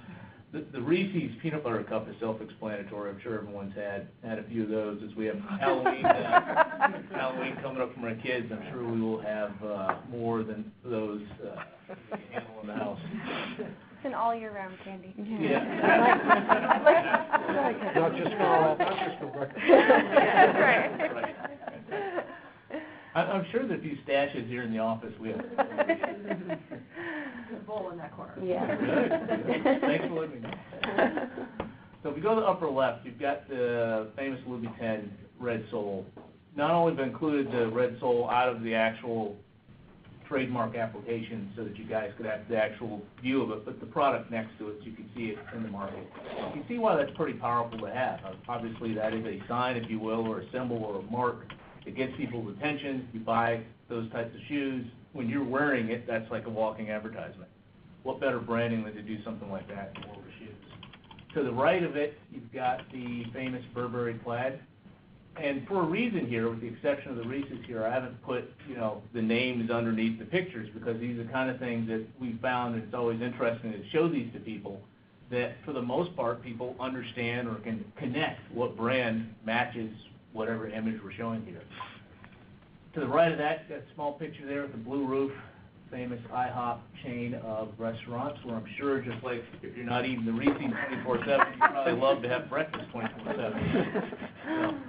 So that blue roof has gone a long way in terms of how they market and interact. Another example there of something that is actually in a trademark, trade dress. To the right, very iconic now, picture of the design. This is from the trade dress application Apple did for the famous click wheel design of the iPod. We'll talk a little bit more specifically as we go on about trade dress and design, and where it's used and where it's not. And then I'll move below that. We talked about Reese's already, just from sort of one of the more famous cases in the past recent years where both trade dress issues and product design and design patent issues came up, sort of the famous Apple versus Samsung stack. You've got sort of a comparison there from just a side-by-side view of two of the phones that were central to that litigation. Go to the next slide. So when you look at all those different examples, or different types of products, different types of services that can be covered, let's get into trade dress here. Trade dress is an area that I've often found is somewhat misunderstood. It's really another way of saying trademarks. We talked about look and feel earlier. I like to say it's a trademark for the look and feel of a product or service. Trade dress, believe it or not, though, for as much as lawyers and IP lawyers may talk about it, it's actually pretty tough to get. This chart here is one of the better ones I found out there. It kind of gives you an idea of the hurdles someone's got to go through to get recognized trade dress. It's something that many people claim they have, many people assert. Oftentimes, in many of the cases, it was even an issue in the Apple v. Samsung case where it was unregistered. You can still win on that, but there's some really big evidentiary hurdles you've got to get through. Before we even get to litigation, though, one of our best practices that we always recommend people do is try to register your IP.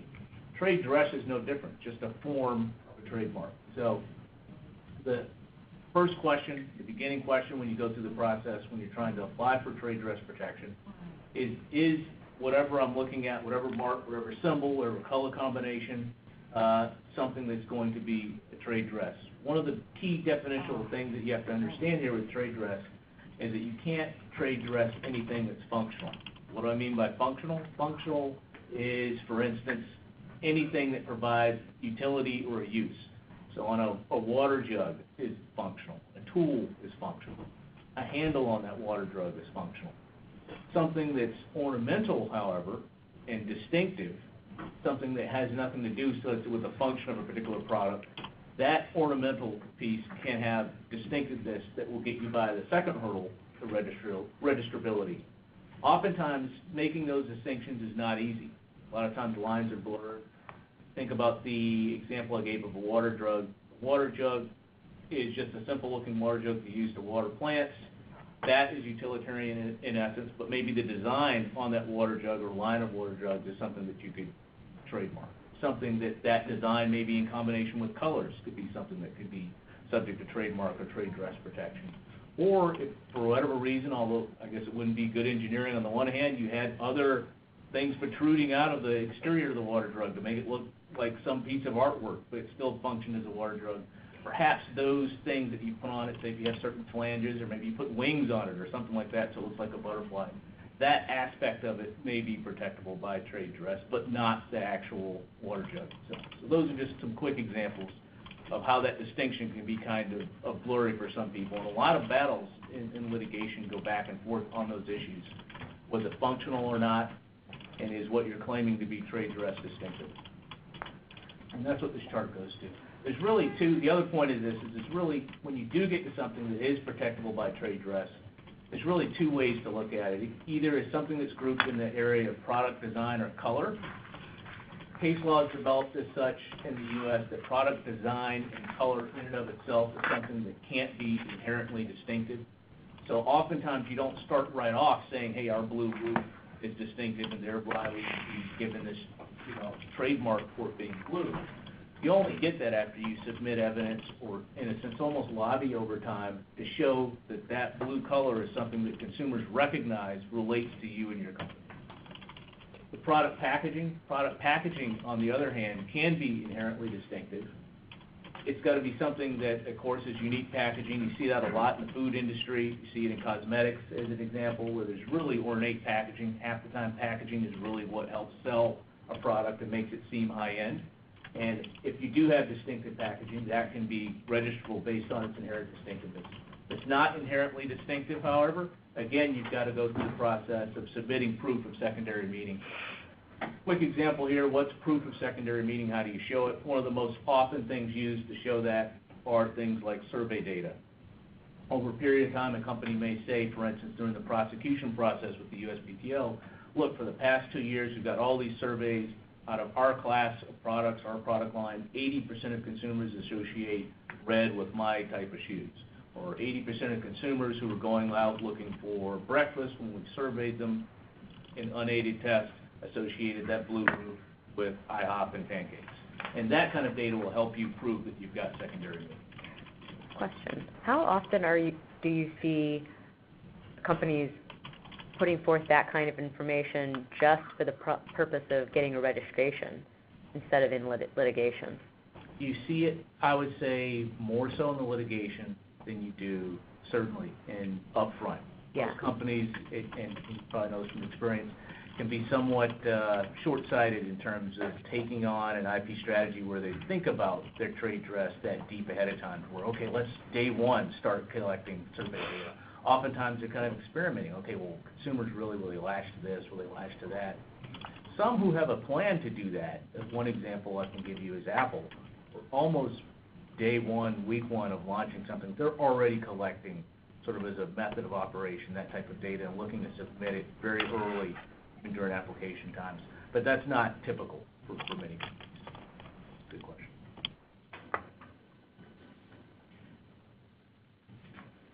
Okay. So in this one, kind of using our theme here, as I finish up, pictures are worth 1,000 words. On the left, you've got the recent design patent application for a dress, a unique design. The point of this, again, is to kind of show you just a range of different types of products and things that can be covered by design patents that people don't often think about. Design patents are something that's, I think, a key piece of IP, particularly in the fashion and apparel and clothing industry. In the middle, again, from our famous Apple v. Samsung example, you've got actually an example there of one of the exhibits, or one of the color exhibits that came out of that case, where they're doing the classic comparison, which happens in patent infringement cases, between, on the left, what was claimed in the patent, the design patent, in terms of the user interface there, and then on the right, one of the particular models at that time of a user interface of a Samsung smartphone. Those similarities there, by the elements that were actually claimed in the patent, that type of pictorial exhibit was very helpful and key, I think, in getting the decision that they did get. That, pulling it out of that case, is a lesson for all those, particularly in this part of the world, particularly part of the country, where people do look at user interface a lot. User interface, whether it's something that computer medium, mobile devices, something that, again, depending on how you lay out, make your arrangement of icons, symbols, things like that, really can convey a particular brand to consumers. Very quickly on, if we all think about sort of the short history of smartphones, and we all first got smartphones within the past decade, of course, obviously people came to know and associate that layout with Apple. We talked about protecting look and feel. We talked earlier about what's worth fighting for. This is obviously something that those companies saw worth fighting for, is worth real money, because that's how most of all of you in this room, as I've looked at the various phones you pulled out, obviously associated with that particular company and bought their product. And many of you are probably very used to interacting with any touch devices using that same kind of UI. So naturally, companies will protect that. Last but not least, to kind of show an example of one element that you can protect with design patents as well is actually icons. Pick this image because it's something that we think and see almost, its prevalence ubiquitous for particularly people who have PCs. You see the recycle bin. A lot of people will ask, like, wow, I didn't know there was a design patent on the recycle bin. Well, this is actually, we could talk for a long time about this, but the point of this is twofold. One, the design patents can give you protection that's somewhat narrow, particularly when it comes to things like font and things like icons. When a company goes to the measure, however, of taking a design pointer on the icon, that's been taken out of a bigger design patent where that's shown with dotted lines in the context of a computer screen or a mobile device screen. So it's not something that's separate and apart from that. It's basically that company saw fit to take some of its icons that were somewhat unique and worth defending and filing design patents, not only in the overall look and feel of the user interface, but they've distilled elements out of it. And this is just one example of to the level they took that. That one, just for everybody's information, is from a design patent owned by Microsoft.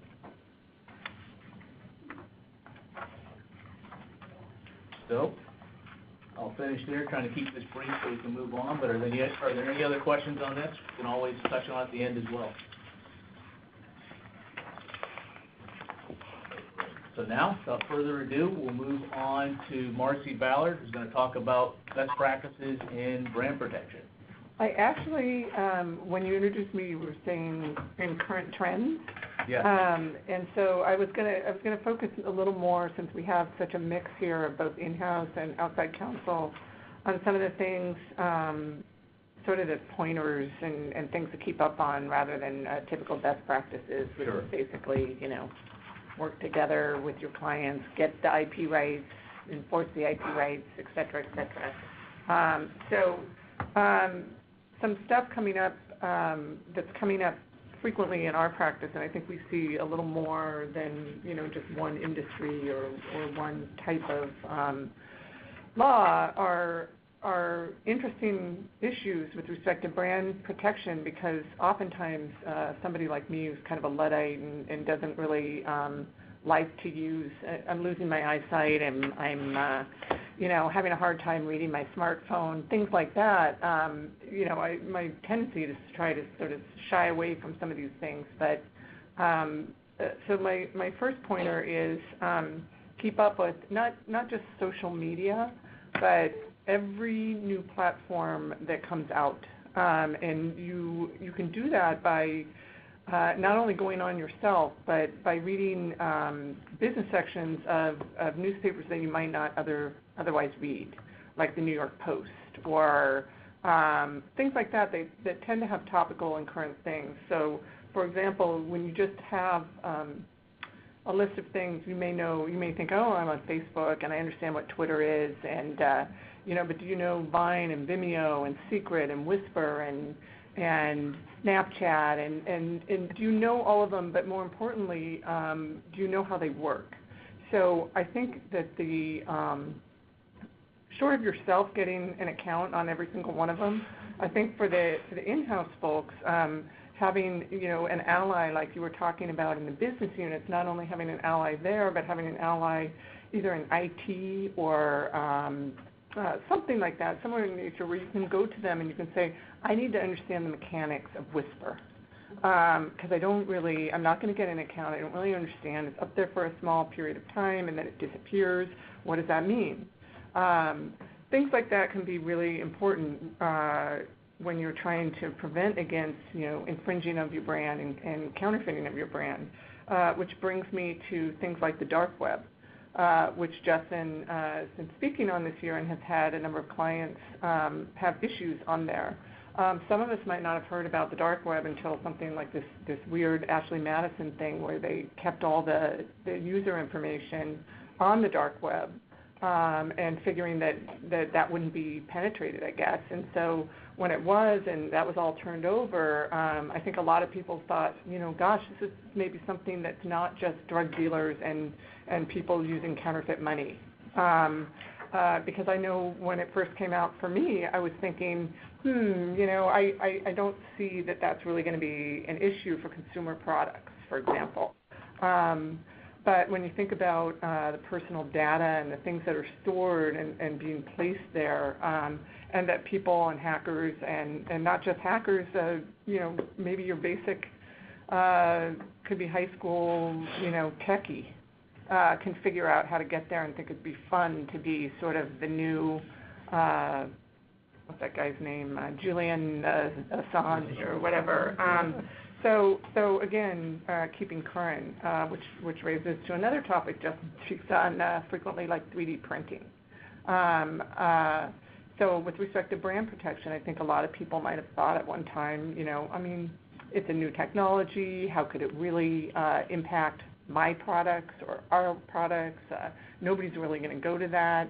And then, I think it's important to know, maybe not understand every little element of how 3D printing works. If you're not a scientist, you might not ever. But what kind of products can be made through that technology?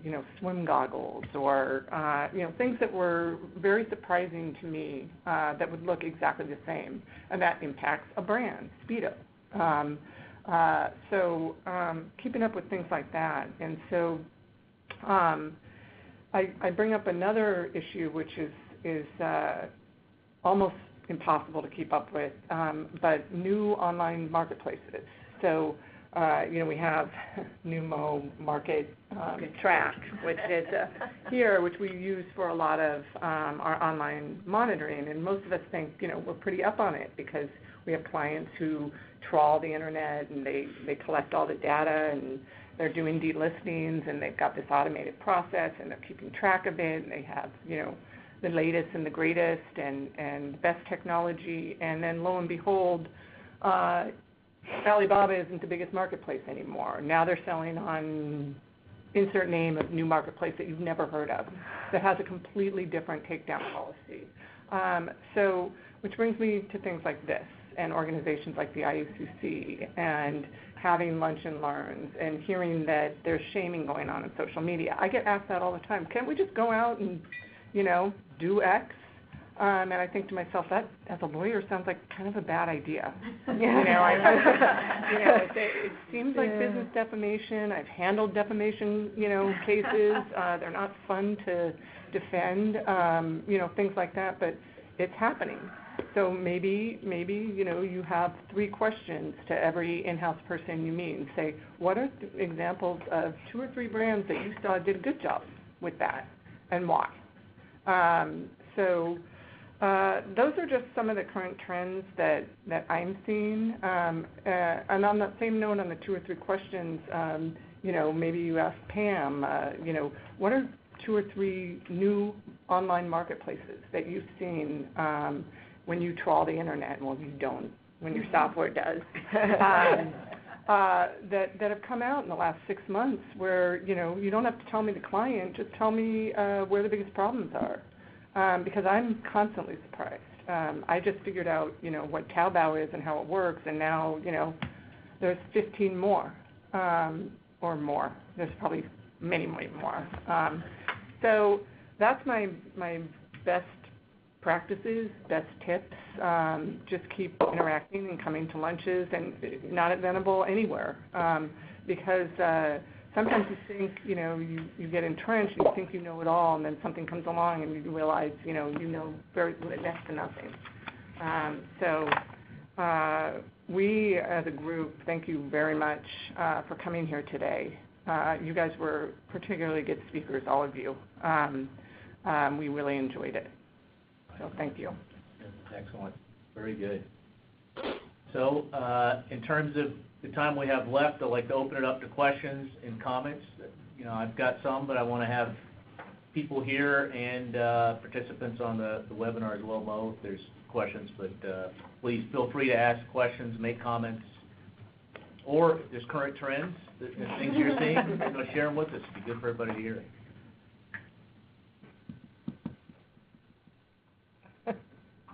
Well, Periscope is one trend that our marketing team's been talking a lot about live streaming, and a lot of questions that we've been getting around, well, can I just scope whatever, whenever, do I need their permission, things like that. So I don't know if anybody else has had that question come up. I mean, our kind of default position has been, well, if you're at an event where, if it's a Periscope event, obviously people know that that's what's going to happen, but otherwise the same kind of traditional rules would apply. So you need to get their permission. Right. You can't just do whatever you want. But that's coming up a lot, that and Meerkat for live streaming. We work with startups a lot. We just use the don't be creepy rule. Oh, don't be creepy. That's the quick answer. Okay. Can we do that? Is it creepy? Yeah. Did you tell your mom or not? No? Then it's creepy. Yeah.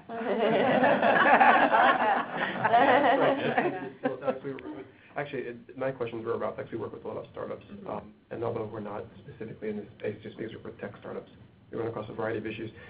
I think both of you mentioned tools that you guys use internally, you guys created them internally. I'm not going to try to overuse the term open source, but are there products that are used maybe by the industry or by larger companies that can be, repurposed, so to speak, to be used by smaller entities that will never be able to build in-house tools that you have? The reason I ask, quick context, we do something called engagement services. We're based at Runway in the Twitter building. We do it with privacy right now. Startups come in, if you're an attorney, it's like an issue spotting exercise. Yeah. We don't do legal advice, no attachment, we just do legal education, as we call it. But basically, we can usually knock out about 90% of their issues pretty quickly, and then say, look, these are the 3 issues you need to go speak to an attorney about. So that's where the education comes in. But what we're looking for, and what we're always trying to build out is, we use the Bugzilla model, if you're familiar with Bugzilla from Mozilla, an open source tool for tracking, is how can we take this into a legal context? So how can we do intake rapidly with small companies that don't have legal expertise at all, and then kind of turn an intake form, outtake form, a variety of issues. But both of you mentioned how you have internal systems. Is there anything you're looking outside, but rather not recreate the wheel? Yeah. I think probably most of what we use internally, I've heard people use SurveyMonkey. Right. I've never used it, so I don't know how useful it is, but it's quick and dirty, and probably as far as getting information in, could probably use it for that. InfoPath is I think that's a Microsoft tool. It's some sort of tool that is kind of what you could set up, I think, even if you don't have IT. We don't get a whole lot of IT support, to be honest, so I built that form myself. And see, I don't even know what it's called, really. But it's, used through SharePoint to route. So to the extent you can find something similar to SharePoint or something like that has that functionality, it'd probably get you where you want, as long as you can customize fields, even like Google Forms. Well, I'm glad you said that, because we're avoiding Google Forms, right? The Google Forms, Dropbox, stay away from, just because of access, information access, right? And the attorneys aren't supposed to use Dropbox, they use it. So it's actually the SurveyMonkey, if you're, we use SurveyMonkey for a lot of our research sites, so it's kind of like an easy thing. But I just wanted to see if there's anything we're missing, maybe there was like some obvious tool that all the in-house folks would say, no, it's right there. Yeah. I mean, I know we use something called Jira, but I'm not sure, we use Jira too. how open that is. Yeah, I was about to say it might be expensive. It's not cheap. And we use, some things are accessible through like a dashboard type system, almost like you'd use like at a college. We're nonprofit, we're lean and mean unless somebody wants to sponsor us. I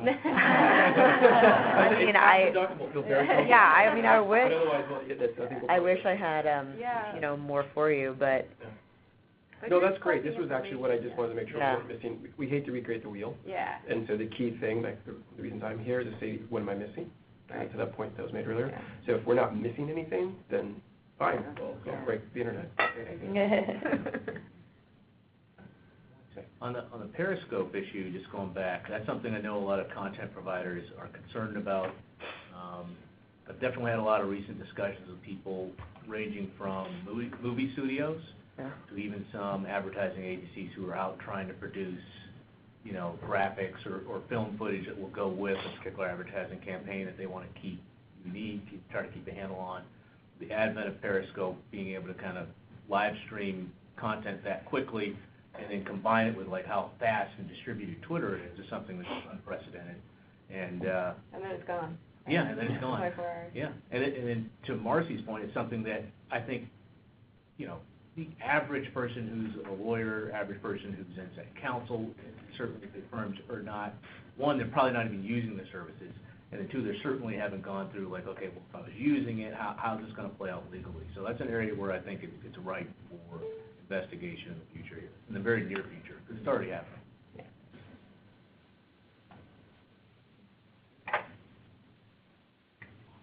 One question on the intake form as well. We talked about this before.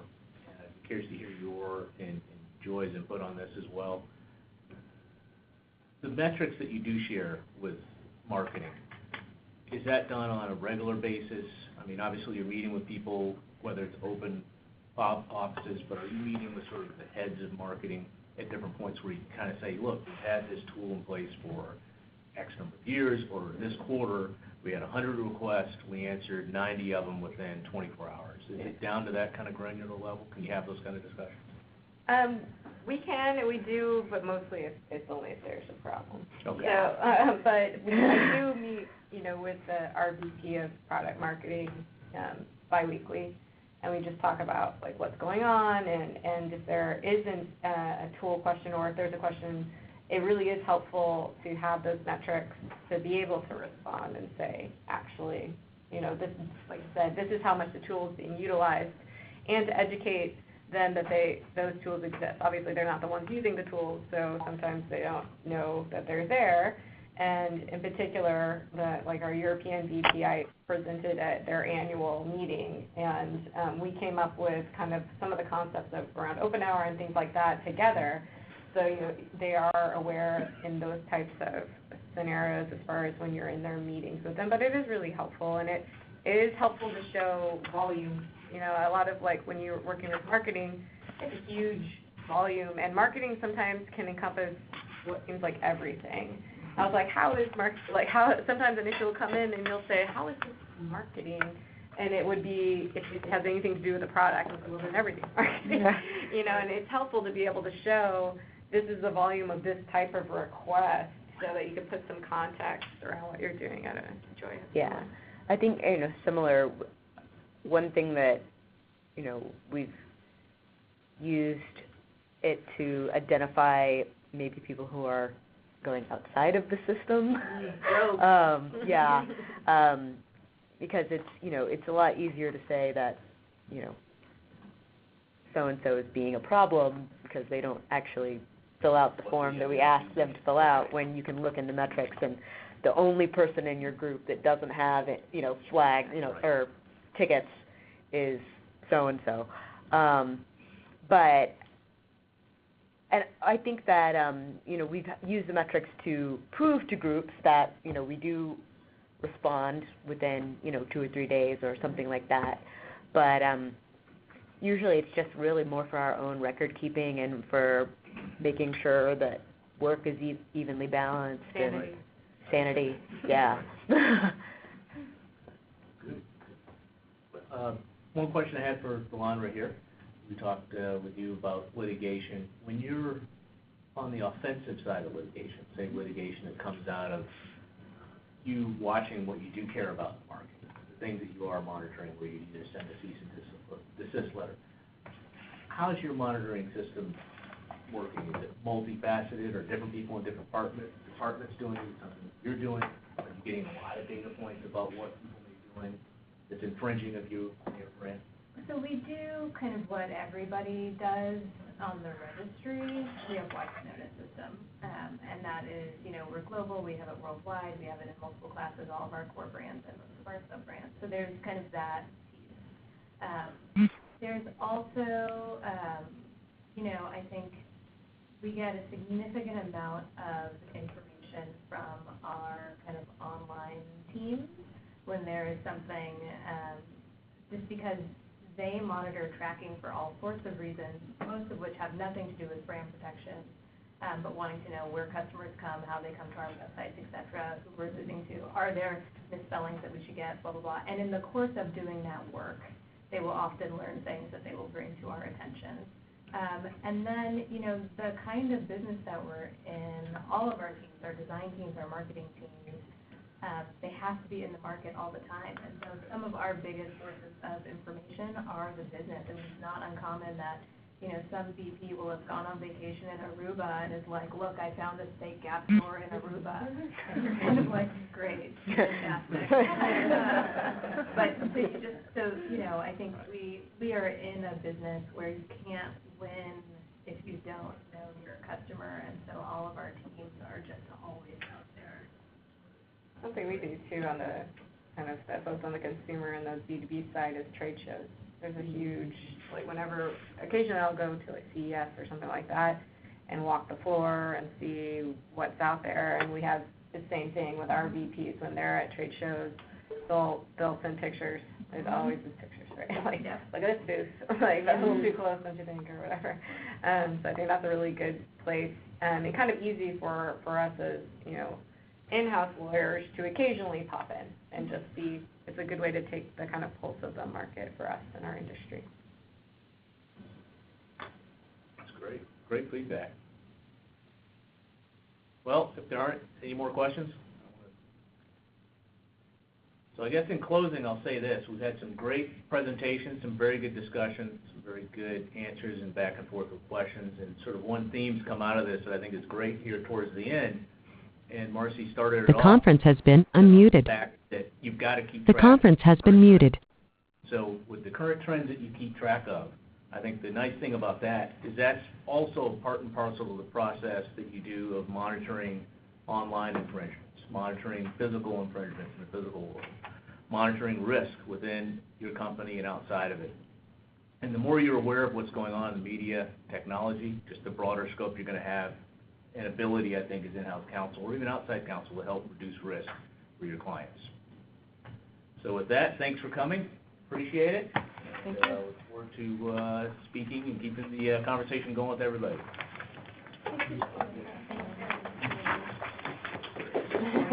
It's my compliance.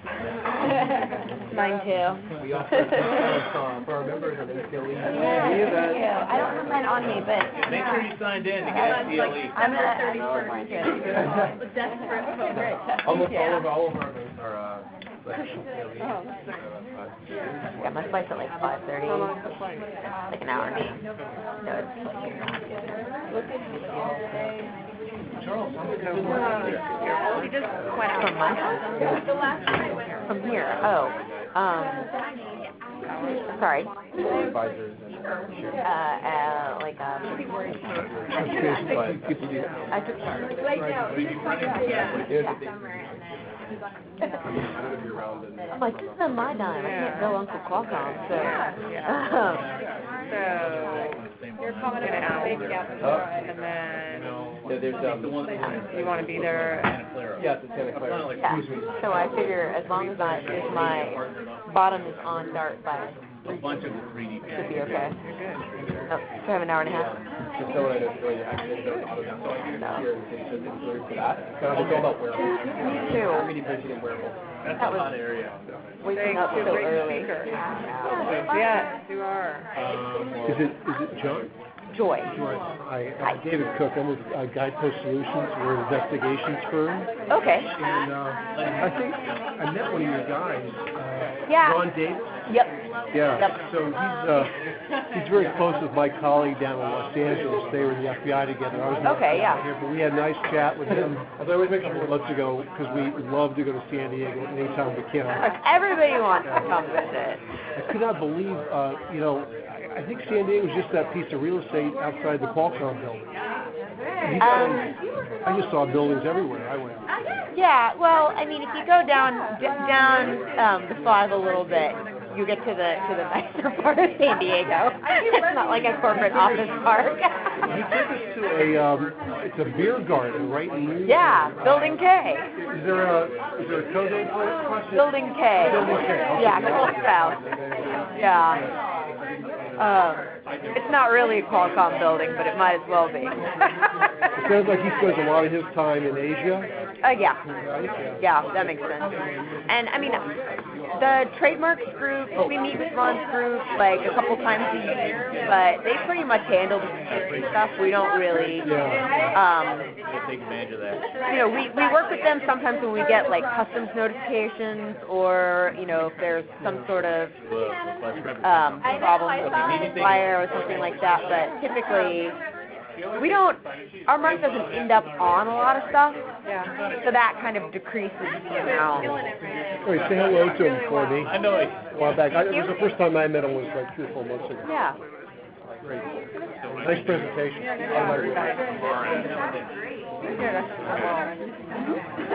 no, I mean, I agree.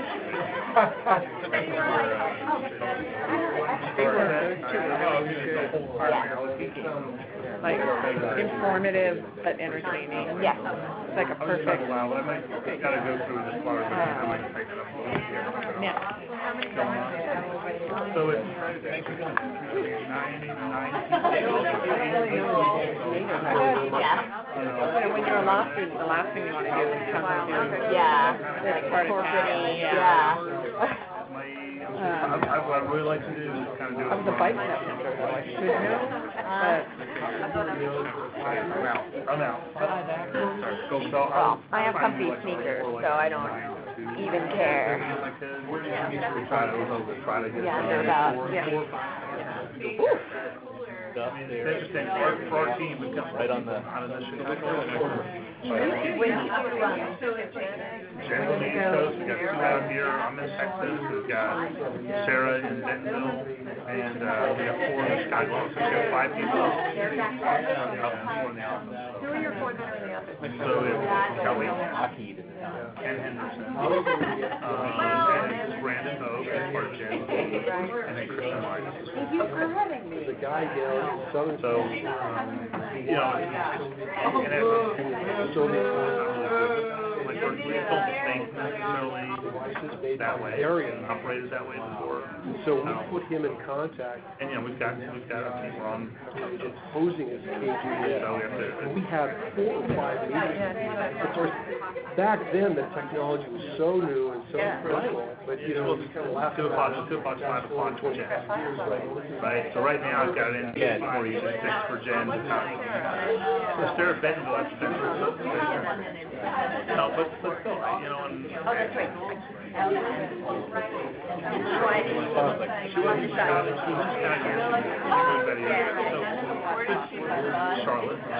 Charlotte, she, her.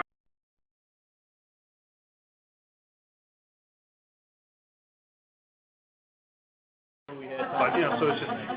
The conference has been muted. The conference has been unmuted.